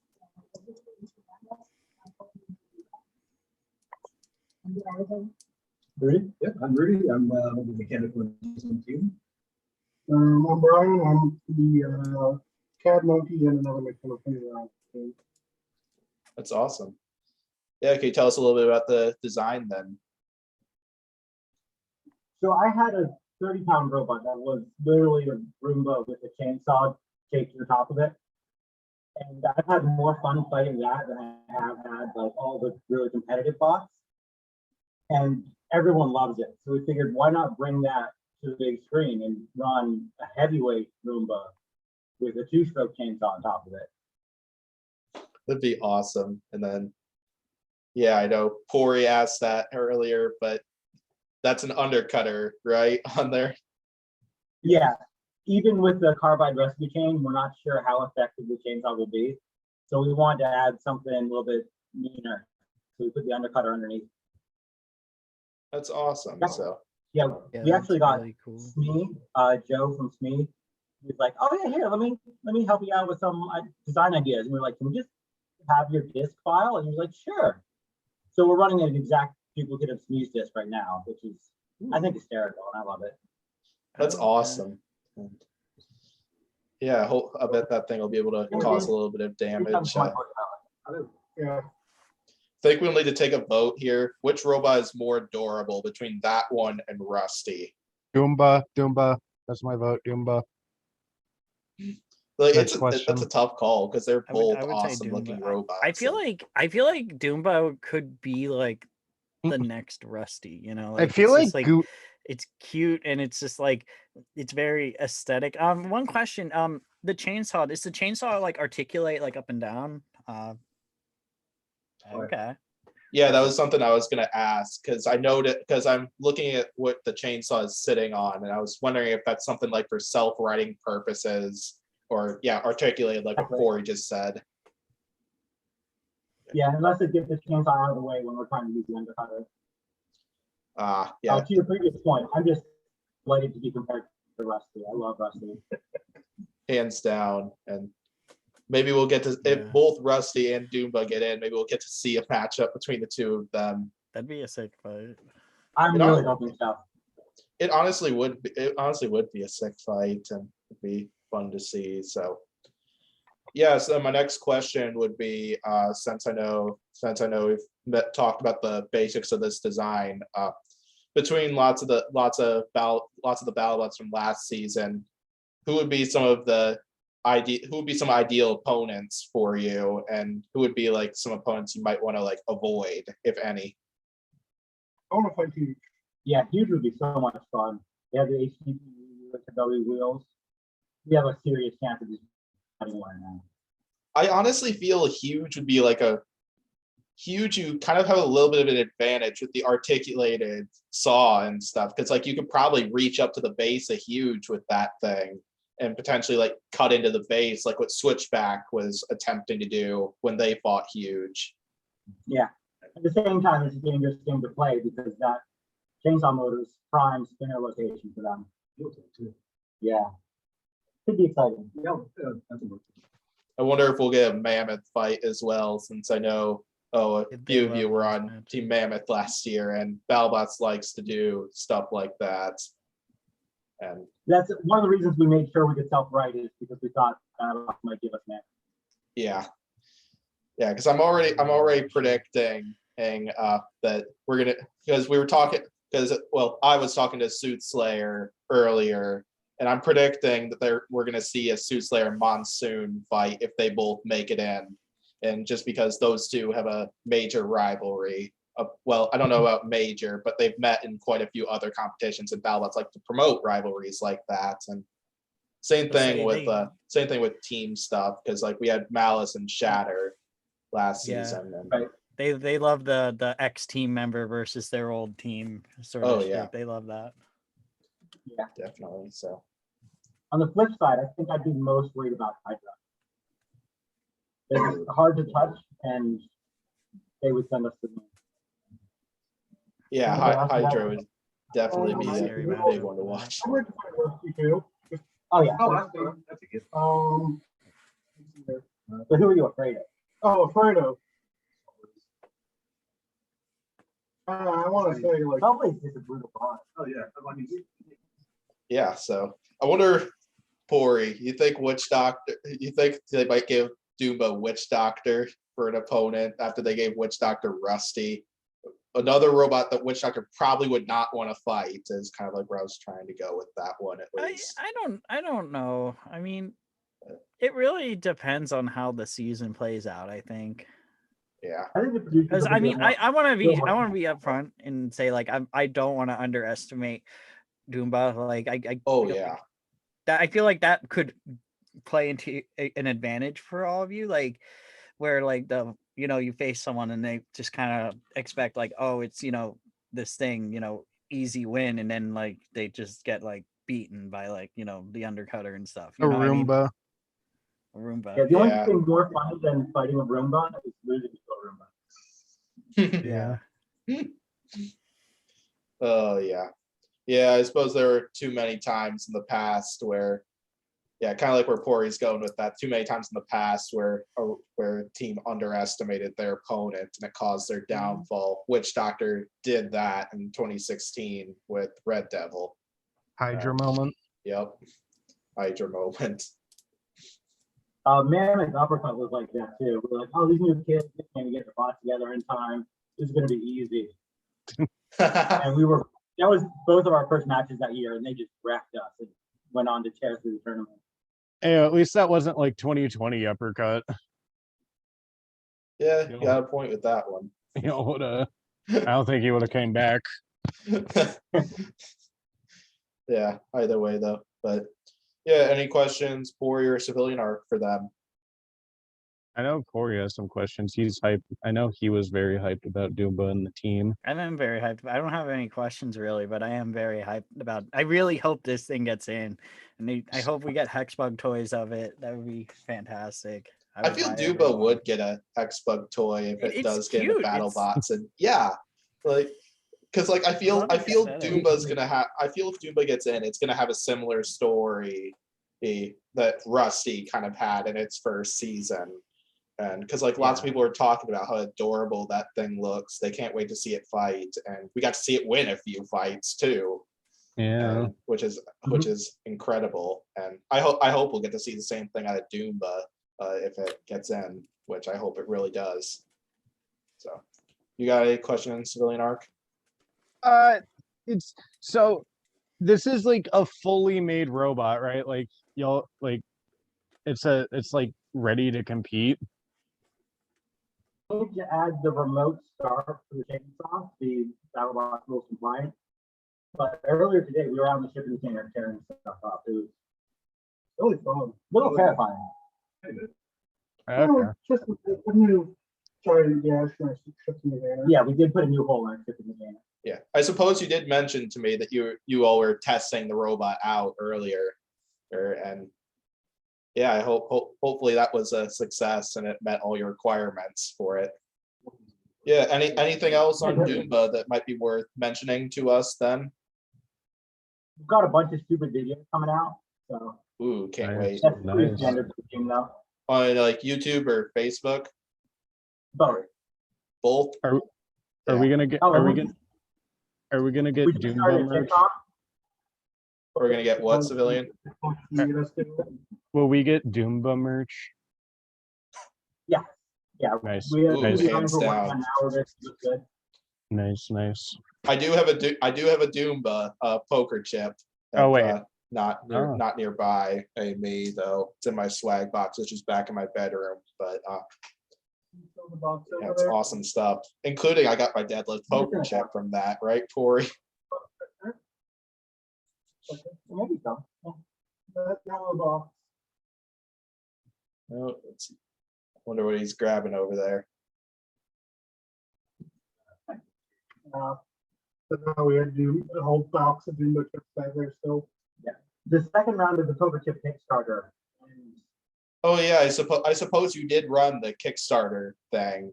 yeah, thing. and I was wondering where because I recognized the name from the Gmail. And I was wondering where I was thinking of, and that's it right there. There, so yeah. So then I think we probably covered everything, unless if anybody else has any objections and anything else to say about Doomba. No. Yeah, so anyway, that will probably do it for this segment then. Thanks to the Doomba team for coming here and talking about their robot with us. It's always great to talk with the teams and great to introduce. So it was an adorable looking robot over there. And yeah, so thanks for checking out this segment, and we'll soon get on to the next robot. Thanks to the team for coming and talking with us once again. And like all other teams, link to YouTube and social media stuff will be in the description for them. So check it out. And let's go ahead and get on to the next robot then.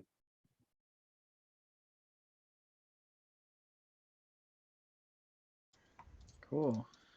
Okay, so now for our next interview segment here, we are here with Rick Russ running Swamp Thing. So, how's it going, Rick? It's going good. How are you doing? I'm doing awesome. About you, Pori and Civilian? Doing good. Doing good. Yeah. I'm good. I just finished making my purchases, so I'm really happy about that. I really hope I do well with it.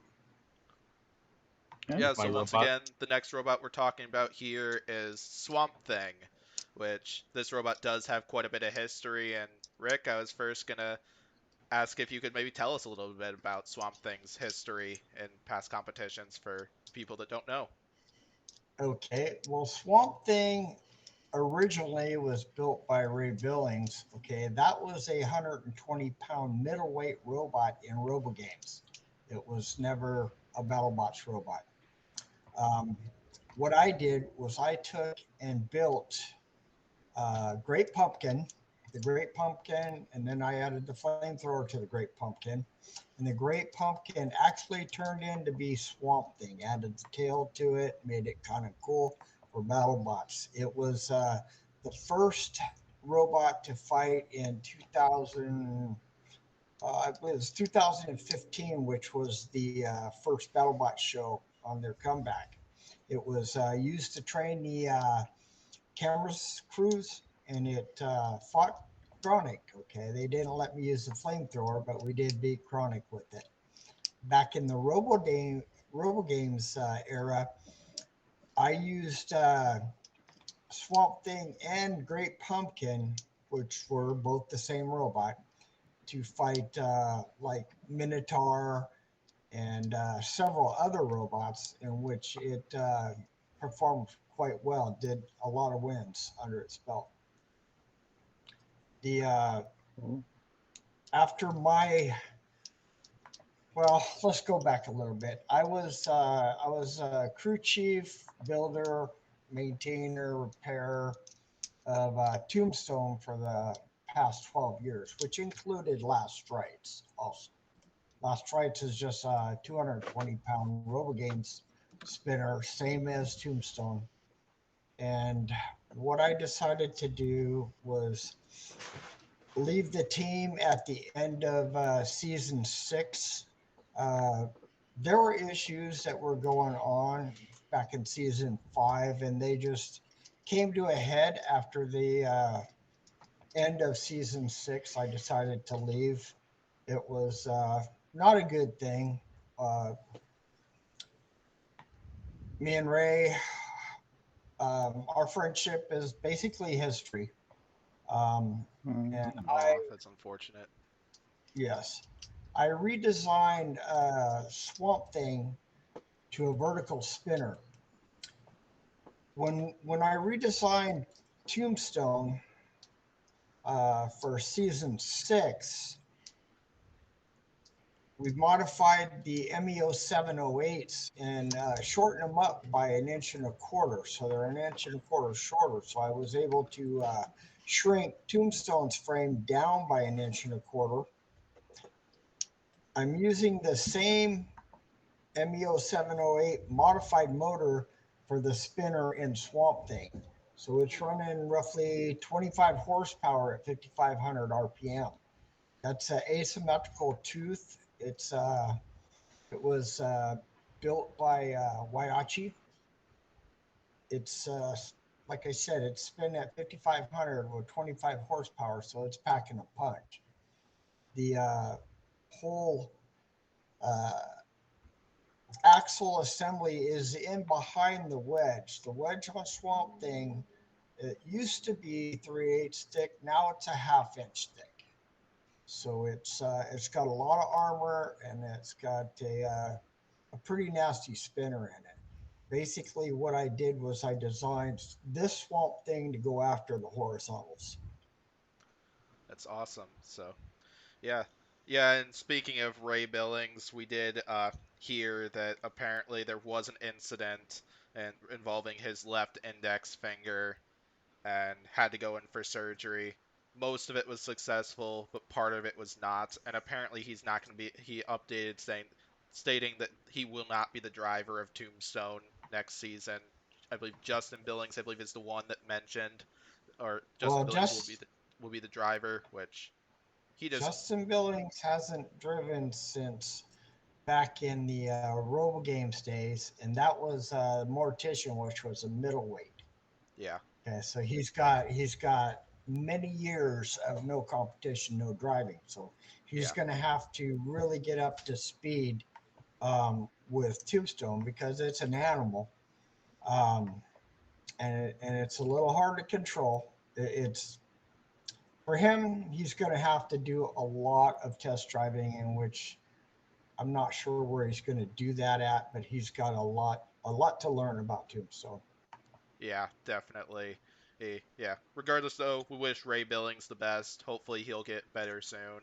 I don't know if we'll see him in the pit crew or not next season, but yeah, I'll definitely wish Justin the best of luck, because I definitely agree with what Rick's just said, and because I know lots of BattleBots out there. It's harder to drive those things than they look, and if Justin has been off the driver controls as long, it'll definitely be a little take a little bit just to kind of get back into the swing of it. And I think if I recall right, didn't he drive for the Witch Doctor fight and the Amazon Remars Twitch event? Yeah, and we got it handed to us quickly. Yeah. Yeah, that was not a good thing, but he hasn't really driven in 10 plus years. So to take the reins of Tombstone, he's going to have to do a lot of practicing. Yeah, definitely. We'll definitely wish Justin the best of luck with all of that. And yeah, and another matchup I am predicting for next season is a potential Tombstone and Swamp Thing fight, which I would love to see. Personally. Well, Swamp Thing was made to take horizontals. I mean, the old Swamp Thing fought Last Frights back in Robo Games days. The wedge, like I said, it's gone from 3/8 to 1/2 inch, and it's one piece, and it's formed to where Last Frights can't really get around to the side of it to get a shot on the tires, because the wedge is 38.5 inches wide, so it's pretty wide. The thing to do with Tombstone is to take them straight on, and that spinner that's in Swamp Thing is 3-inch thick AR 500 on 1.5 inch hardened spindle. So it's got a number 50 chain driving it off of the MEO 78 modified, and it's made to go head to head with a spinner. So it's awesome. I'm looking at if we get in, and that's a big if. okay? Because BattleBots is they're trimming back on the robots, and they're really watching the number of vertical spinners. They would consider Swamp Thing as just another vertical spinner, but I would not. Swamp Thing is extremely armored and extremely powerful. Extremely powerful. So it's not just another spinner. The other thing too is we're running Black Max 4200s, which are 6 horsepower each at a 6-to-1 ratio, giving Swamp Thing a 20-mile-an-hour speed. So it's fast. It's really fast.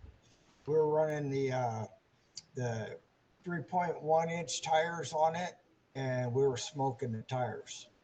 So we've gone up to wider tires, and we have the low pro 10s, and then we also have the 11-inch. And I think we're going to be running the 11-inch simply because the floor is not going to be very flat, and I don't want to be sitting with the chassis down 1/4 of an inch off the deck.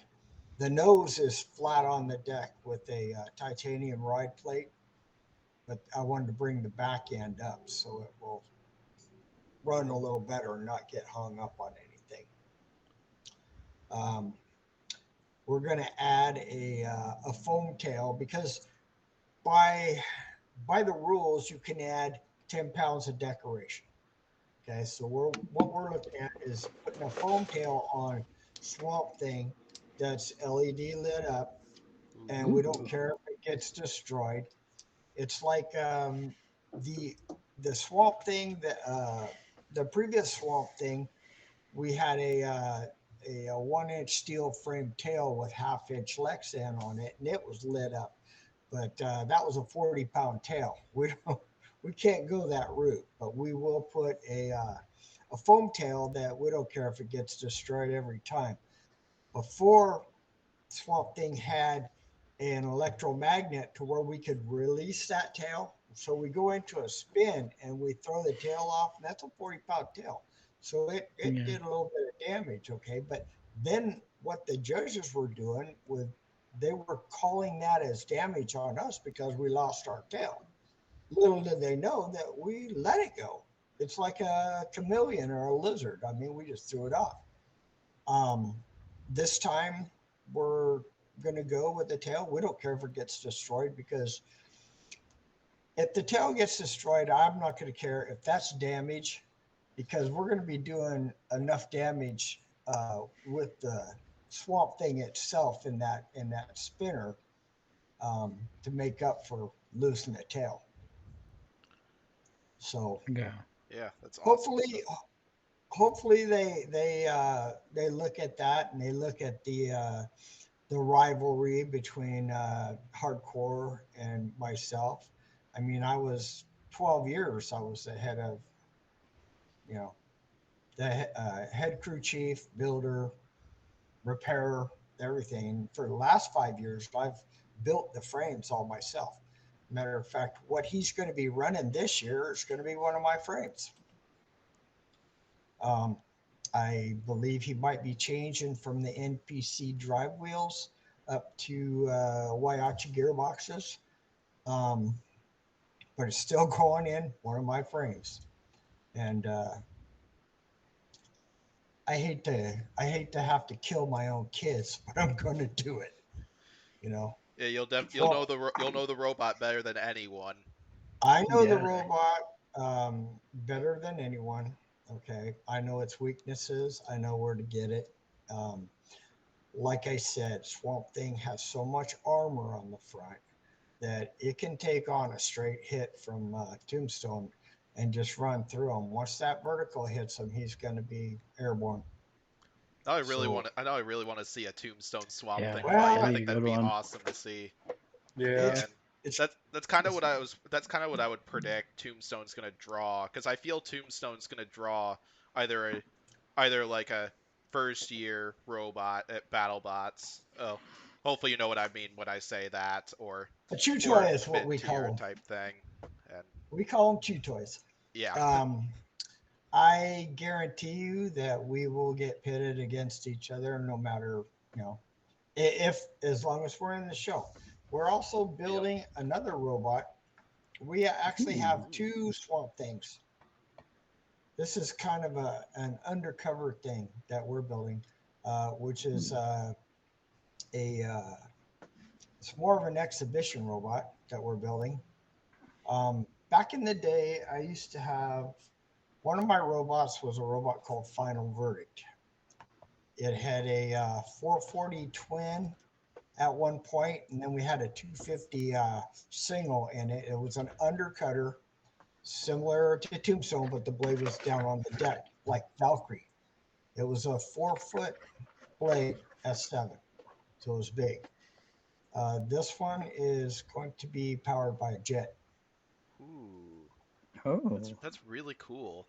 Yeah, that's neat. Yeah, I hope we'll get to see that happen. That'd be awesome to see in the arena. It's going to have an afterburner. It's we're doing a belt drive to a friction drive that spins the blade, and it's going to have a 40-inch blade. It will be for exhibition only, because that is a very, very expensive motor, so it's not going to actually go into regular combat. The thing is like halftime, stuff like that, or when they need to take up time, you bring the jet out, and the jet's going to go. It's going to go through its normal startups and run it up to about 150,000 RPM. And with the added afterburner, it's going to be a fun show. It's going to be extremely noisy. First thing that comes to mind, even though I don't really see this happening exactly, if they do Bounty Hunters again, throw Swamp Thing in as a legend, as like the target, and then you throw that configuration in for that fight. Then just catch all the others by surprise. Well, those jet engines are extremely expensive, so it's not going into actual fight. It's going exhibition only. Gotcha. But it's going to be a very cool exhibition robot. Oh yeah, hands down. I would agree with that. It's possible, being how I still have the drivetrain and everything for Final Verdict, that in season 8, I would bring Final Verdict back. But it's a pure combat robot. Final Verdict is combat all the way. We'll be running 250 Rotax, which is this one is an aircraft engine, and it makes lots of horsepower. It can run in any configuration. So awesome stuff. So thanks for but sharing. The jet is exhibition only. Oh, okay. So I saw that you were teasing something on the Facebook page. So what you were teasing on the Facebook page was the frame of this robot then? That's the jet. Because I just looked up Final Verdict just to kind of get a refresher of what we're working with, and that's really cool. I'm definitely into that. Well, this one's going to be, it's going to have a nice trick red paint job on it. It's going to have all the LED lights, and it will look cool. It will look cool. It's going to be fun to watch. Yeah, even if it's exhibition only, hopefully we'll get a chance to see that thing. Well, in BattleBots, there'll definitely be exhibition stuff going on. Well, in BattleBots, that they have downtime, and in these times, if it goes like it went last season, there's always times where there's downtimes and they need to take up space, and I think the jet will be put in there as an exhibition. Definitely. That'd be really It's going to be the first and one of the only. Yeah, neat stuff. So. Yeah. So yeah, my next question that I have on Swamp Thing is if you go up against a robot, one of like a vertical spinner or really any robot that's looking to win the ground game or something like that, how are you prepare for robots like that? Since I don't think we've seen a lot of like Well, ground game stuff on Swamp Thing. our wedge, if you know, most everybody's using these fingers out front of their robot. I'm seeing some crazy things that are like 2 feet long and stuff like that. The problem with those fingers is if they're sticking straight out, okay, that's fine. But if they get hit from the side at all, they're bending, they're breaking off, and they're going bye bye. Swamp Thing is its front wedge is so sharp that I actually cut my wrist on it. You know, it's on the deck, and then we put a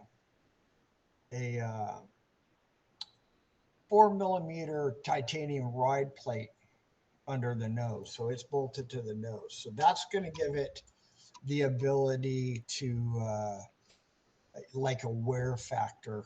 And we're only going across the very front edge and not on the side edges, but the side edges are still low. They're real low.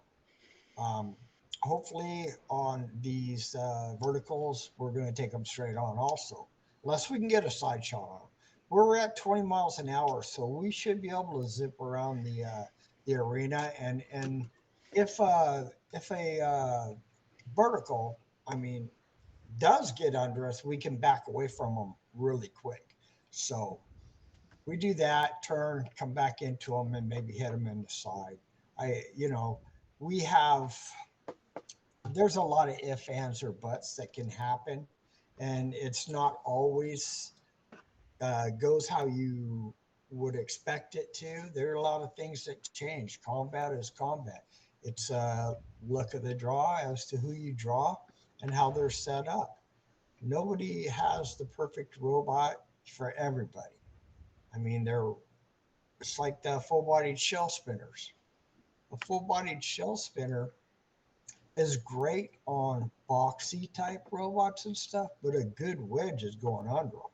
And once you upend them, especially if you hit them fast and upend them, they're going to go out of control, really out of control. Even like Tombstone, when Tombstone gets up in the air on one wheel and the blade spinning, there's a gyro effect that keeps them there. You hit them again, you don't let them come down because you got to shut the blade down in order to come down. So you hit them again. That would be in any case, even a drum spinners. A lot of drum spinners, when they go to turn, they come up on one wheel, and their turning isn't that great. So you hit them while they're up. You got to hit them while they're up. Swamp Thing, the center of the spinner is below the wedge, and the wedge is 38.5 inches wide. So it's going to turn really good while it's spinning. It's not going to have that gyro effect while it's spinning. And so it will be a lot more controllable, or it is a lot more controllable. Yeah, very nice to know. So, yeah, so then my next question would be, yeah, I know we've already talked about Tombstone a bit, but who are some other big names that you think would be like ideal opponents for you, and would there be anybody you'd want to avoid? Valkyrie, Ice Wave, Malice, any of those guys are good opponents for us. I mean, any of the horizontals like that. I'm more built Swamp Thing for the horizontals, but we'll go after the verticals too. I mean, we're there to fight whoever they give us. I mean, it's whoever they give you. You got to be ready for all of them.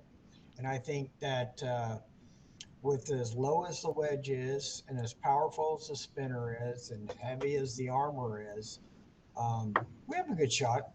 Good shot at everybody. It's not like you're going to rip the wedge off because it's all part of the chromoly frame. It's all a welded assembly. It's not. There's nothing on there that's bolt on. Yeah, very nice to know. Oh, Yeah, because I know Cobalt definitely had that issue in 2019 when Verts would rip off the wedge and then they just lose the ground game advantage from there, and that was kind of their downfall. Yeah, that was one improvement that I would suggest to them that Robotic Death Company kind of did this time around, and when with some of the stuff with when they bought the robot from Dave and Sam and made a few improvements to it themselves, I believe so. Well, the thing is a lot of the verticals, their axle is a high center of gravity. Okay, they're prone to horizontals that can hit those arms, the bearing arms, and knock them off. A lot of the verticals are running belts. I've seen them out there spin, smoke the belts, and they're done. We're running a number 50 chain, same as Tombstone. So we're not breaking anything on the vertical.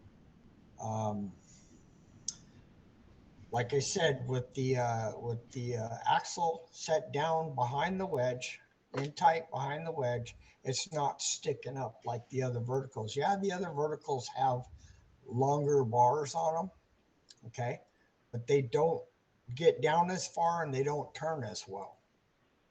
The diameter of our asymmetrical tooth is only 8.5 inches, but that's 4.5 inches, make closer to 5, that's sticking out in the tooth. So you've got all the weight behind it. So you've got that 4.5, 5 inches that's going to hook.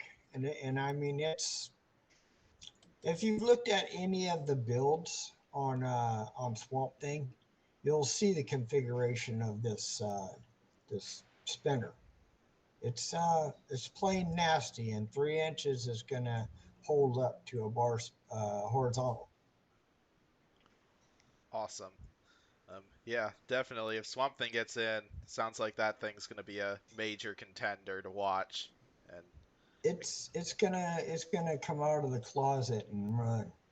Swamp Thing's gonna do good. I can almost guarantee you.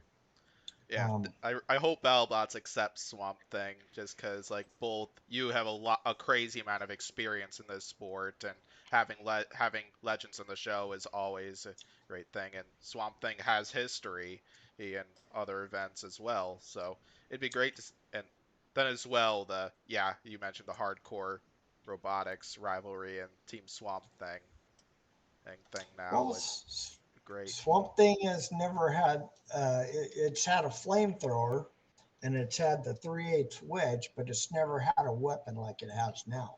Are you planning to incorporate a flamethrower in this version, or no? I don't have the weight between the armor and unless I go with a different kind of a drive, a lighter drive, in which Castle supports us. They're sponsoring us, and it's possible that we could go with a brushless drive and still run the ratio that we're running and drop a lot of weight, and then we can add in the flamethrower.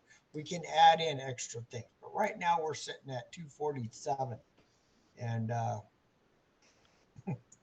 yeah, there's not a lot of not a lot of weight. I mean, we have places to put it, the flamethrower, and I have the flamethrower assemblies from the original Swamp Thing.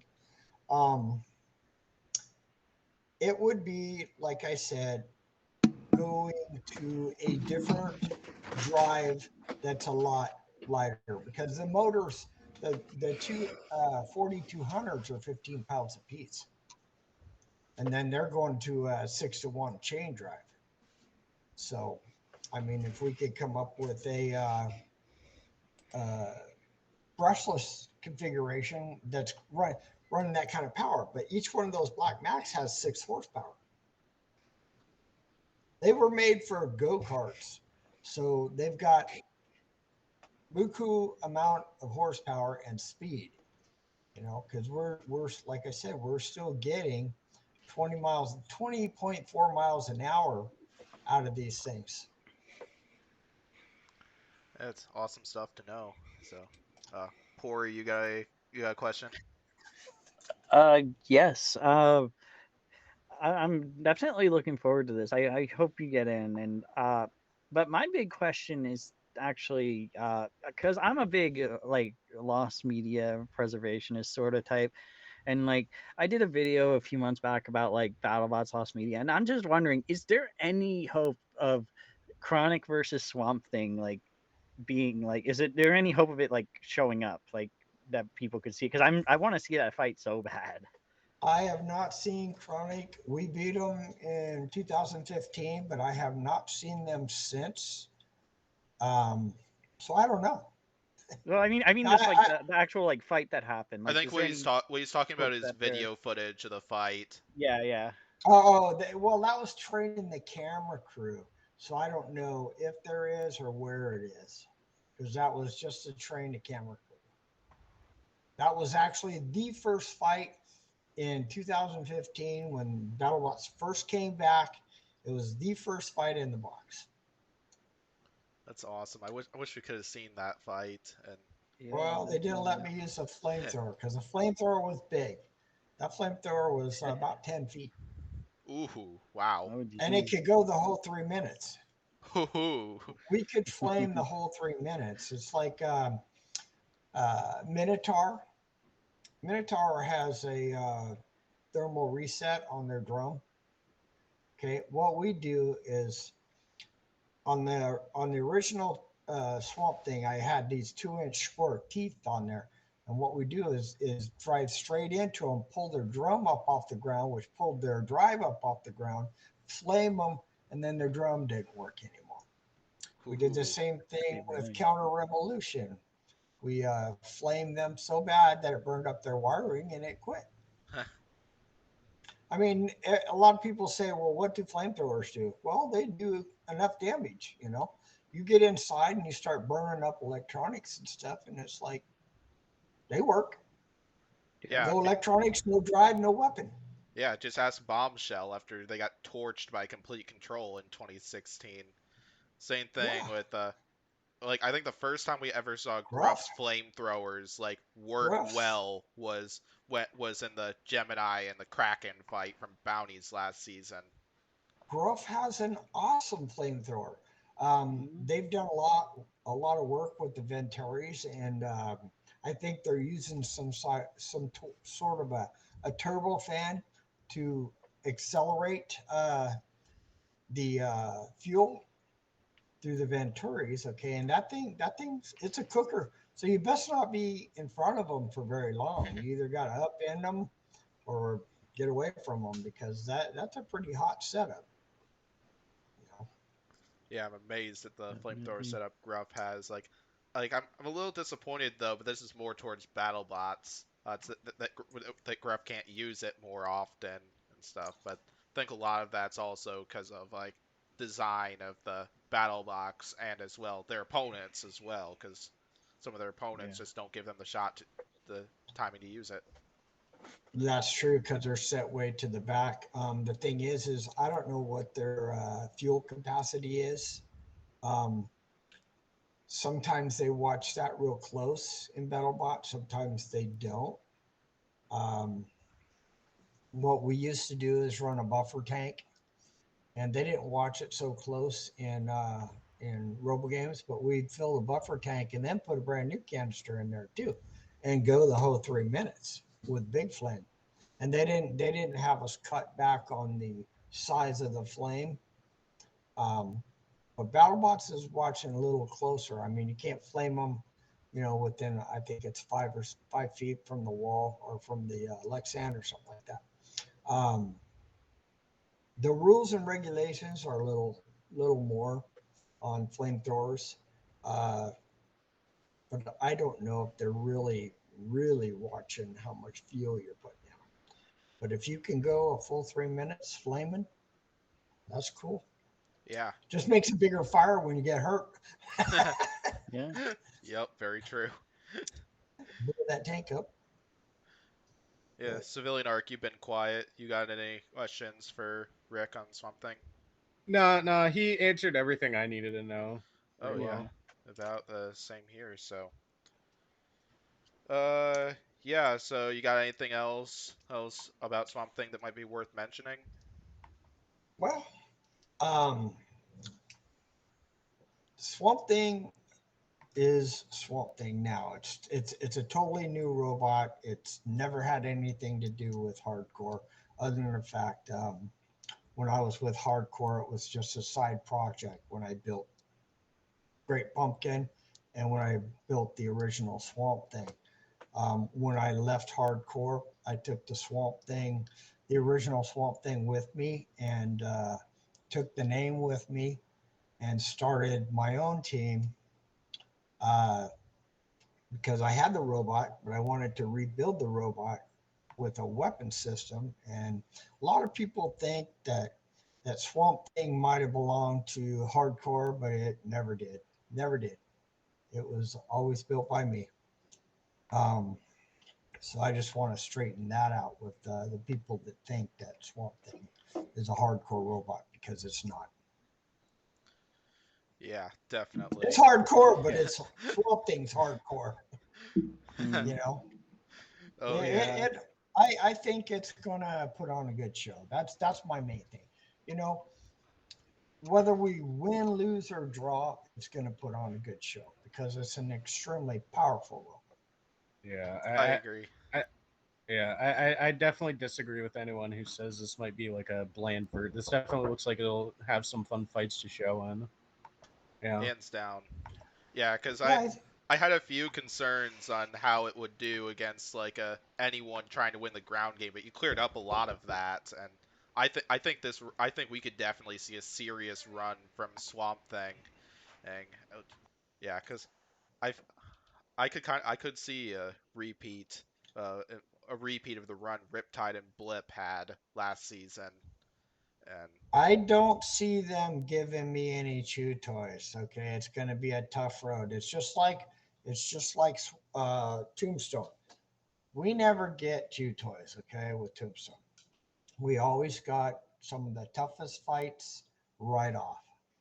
Okay, what I started doing with Tombstone about 3 years back is I started building at least 3 frames for BattleBots. First, it was 1 complete combat ready Tombstone, and then 2 frames that were bare frames. Season 6, I built 3 complete combat Tombstones here in my shop at home, and I brought them to Vegas, and they were combat ready, all of them. Ray has 1 that was combat ready and never fought, and then 2 of them went through catastrophic fires from the max amp batteries. Okay, I am worried about those batteries. I'm not running those batteries. I've gotten my batteries a company out of China that does big drone batteries. So the batteries I'm running are 8200 100C 8 cells, and I'm running 4 of them in the series parallel arrangement, so it's 59.6 volts to the weapon system.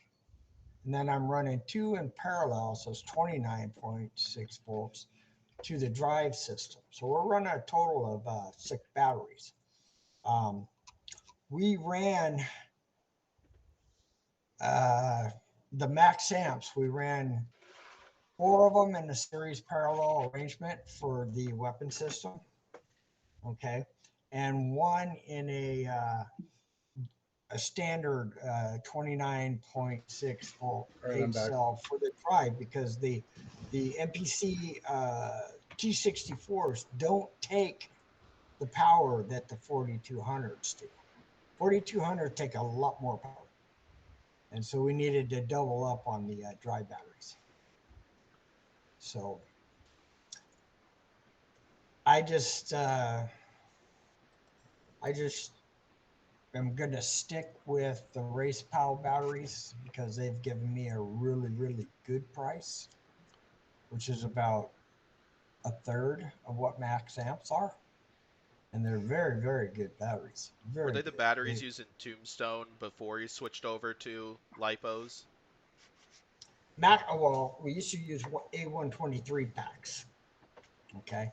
When we switched over to lipos, which were the max amps, we started having battery fires. In season 6, we had 2 catastrophic fires. That's because the blades came apart and threw it into a serious vibration. I mean, the vibration on that robot was so bad. When you take and you lose about 10 pounds off the end of a blade, the vibration is catastrophic. And, yeah. It set the batteries on fire twice in season 6. And that's $5,000 in batteries that just went up in smoke. Yeah, it's entertaining for like showbiz, but not entertaining for like the builders' pockets. Yeah. Exactly. Well, that was my turning point that I wouldn't run max amps, and I decided to go with the Race Pal, simply because they custom built the 8 cells for me at 8,200, 100 Cs, and they were a lot cheaper than the max amps. And they're hard case batteries, so they're not as easily damaged as the max amps. So that was my thing. The battery change, the ESCs using XLX2s to drive the 4200s. The MEO 708 was one that was the motors that shortened, modified, billet nose, the whole bit. So it's a bulletproof motor, and it makes big power. Yeah, great. Brushless make power too, but a brush motor of that size is plain power. That's raw horsepower. That's kind of like a dragster with a Hemi and a Nissan with a turbo something or other, you know? There's difference. It's raw American horsepower that's in Swamp Thing all the way around. Drive system, weapon system, all of it. Yeah, that's awesome. Yeah. Yeah, looking forward to it. So, yeah, if you're watching this video, I think you should nag at BattleBots to accept Swamp Thing, because yeah, lots of this is good stuff, and I think Swamp Thing could definitely be a serious contender with a lot of the stuff that Rick Russ has been saying here. So, Well, I see Trey quite often, so I nag on him all the time. I tell him you want the jet robot in this show. You better get Swamp Thing in this show. And he says, I'm trying. But you know, he's not the one that makes the decisions as far as what robots are going in the show. That's production. Production's a big part of it. I mean, the only thing that other than the fact that it's powerful, and then I have, you know, like 20 years building robots and 12 years with hardcore, is that the differences between me and Ray, you know, have come to a head. And so they might want to see that, you know, they might look forward to the fight between Swamp Thing and Tombstone. Who knows? I know I want it more now. Yeah. Oh, I want it too, but you know. Who knows if they'll give it to us is the thing. Somebody asked me, they said, who would you want to fight? I said, Tombstone and Phoenix. I want them both. Take them both. So we'll go ahead at that. We'll leave it there. We'll see if we get in, you know? Yeah, definitely. So. It is. Unless if anybody else has anything to say, I think this will close it out for this segment of the podcast. So thanks to Rick Russ for coming and joining us here. It was great having you on and getting to talk with such a legendary builder. So So once again, thanks for checking out this segment, and let's go ahead and get on to the next robot.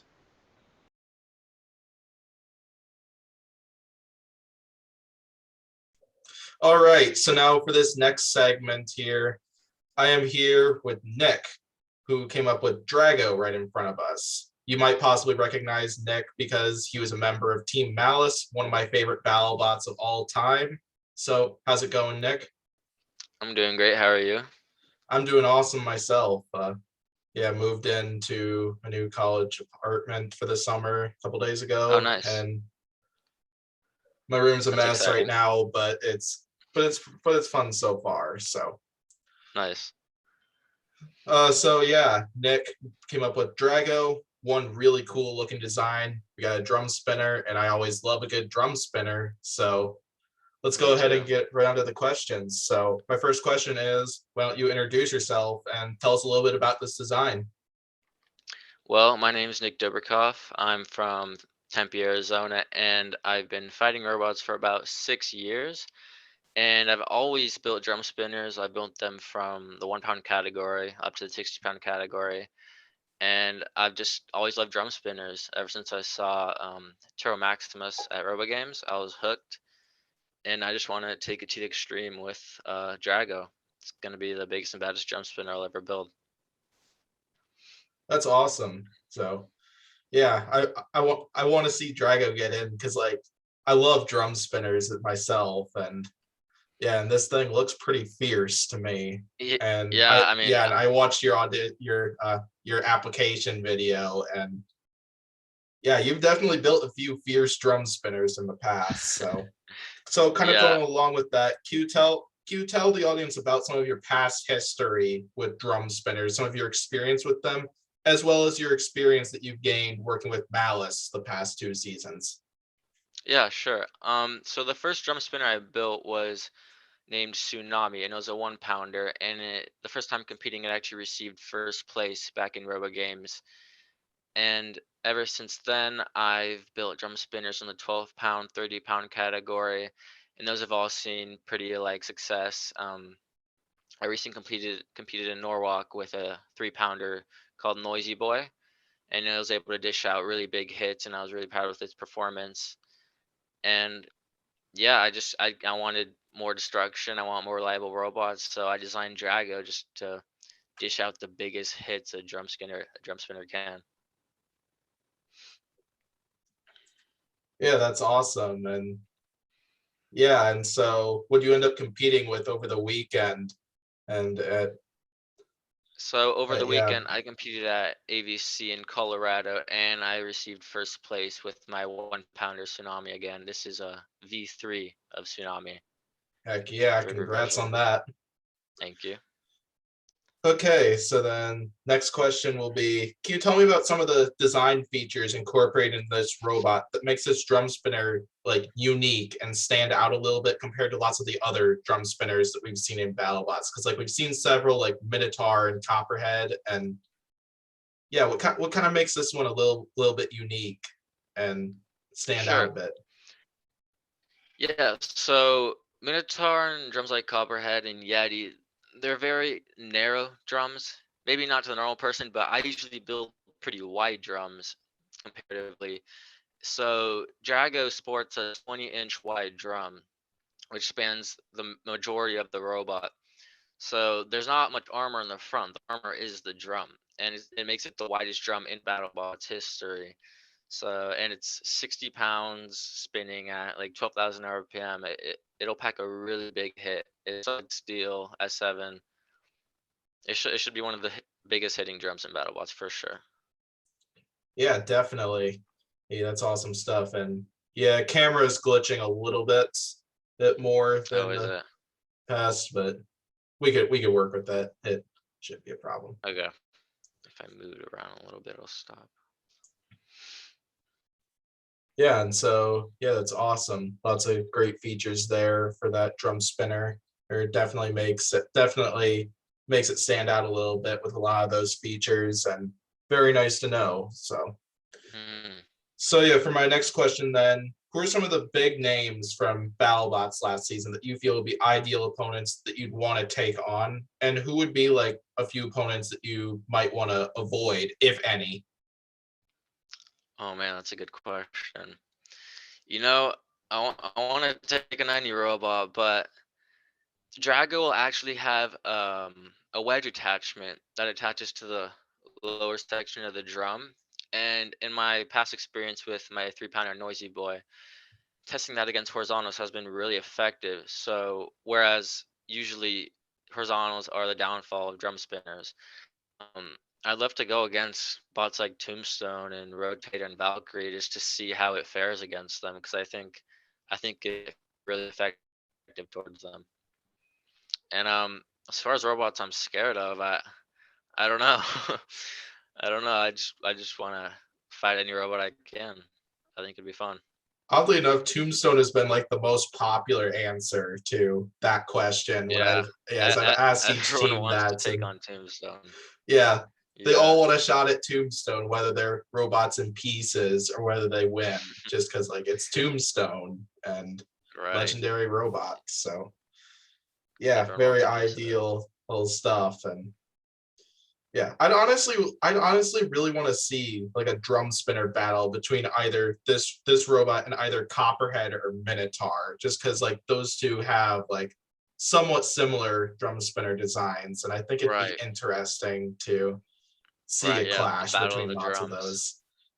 Yeah, That would be cool too. always love a good battle, both between similar weapon designs. So Yeah, I mean, I've been watching Team Bots for so long, and if I could fight Minotaur, that'd be like a dream come true. I've just been so amazed with their team's work all these years. It'd be really cool to fight them.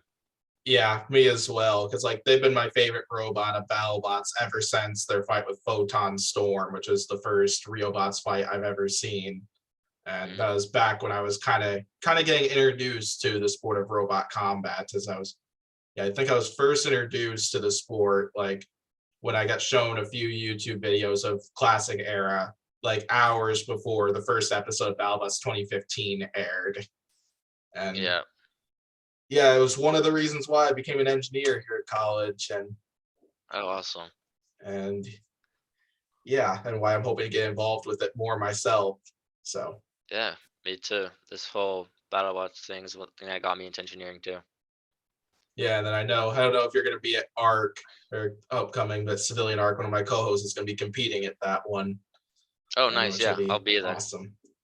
Yep, I'll be there with Tsunami and maybe a new 3-pounder. We'll see. Ooh, that'll be awesome to see. So yeah, for my fifth and final question then, do you have anything else about Drago that might be useful for us to know about that we haven't covered already? Well, not only does it have a huge weapon, I also designed the drivetrain to have a little under 30 horsepower in the drivetrain, and it should be one of the most powerful drivetrains in the field. I took inspiration from Tantrum because I fell in love with their drivetrain, what they did the past few years. So I tried to implement that into Drago. So I'm hoping I'll be able to outdrive a lot of the robots that I face. That's awesome. Yeah, I definitely believe that after seeing like the application video, knowing a lot of your history with combat robotics. Is that thing able to self-right or anything like that if it gets flipped over?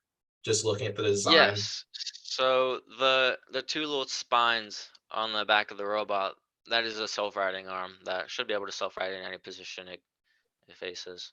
Awesome. Yeah, that'll definitely be nice. And so yeah, then yeah, anything else to add to any of that?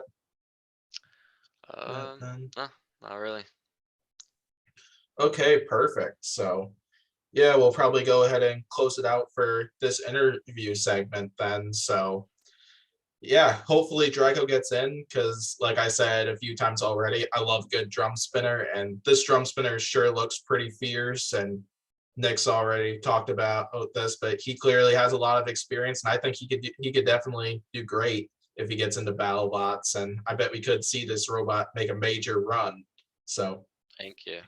Yeah, so yeah, that'll do it for this segment on Drago. Thanks to Nick for coming to this one. And it's so much fun getting to talk to builders about their robots, and including getting to talk about Drago, whom we haven't seen yet, but hopefully we'll get to see at BattleBots, because this is another one I really want to see get accepted next season. So Thank you. Yeah, pleasure to be on.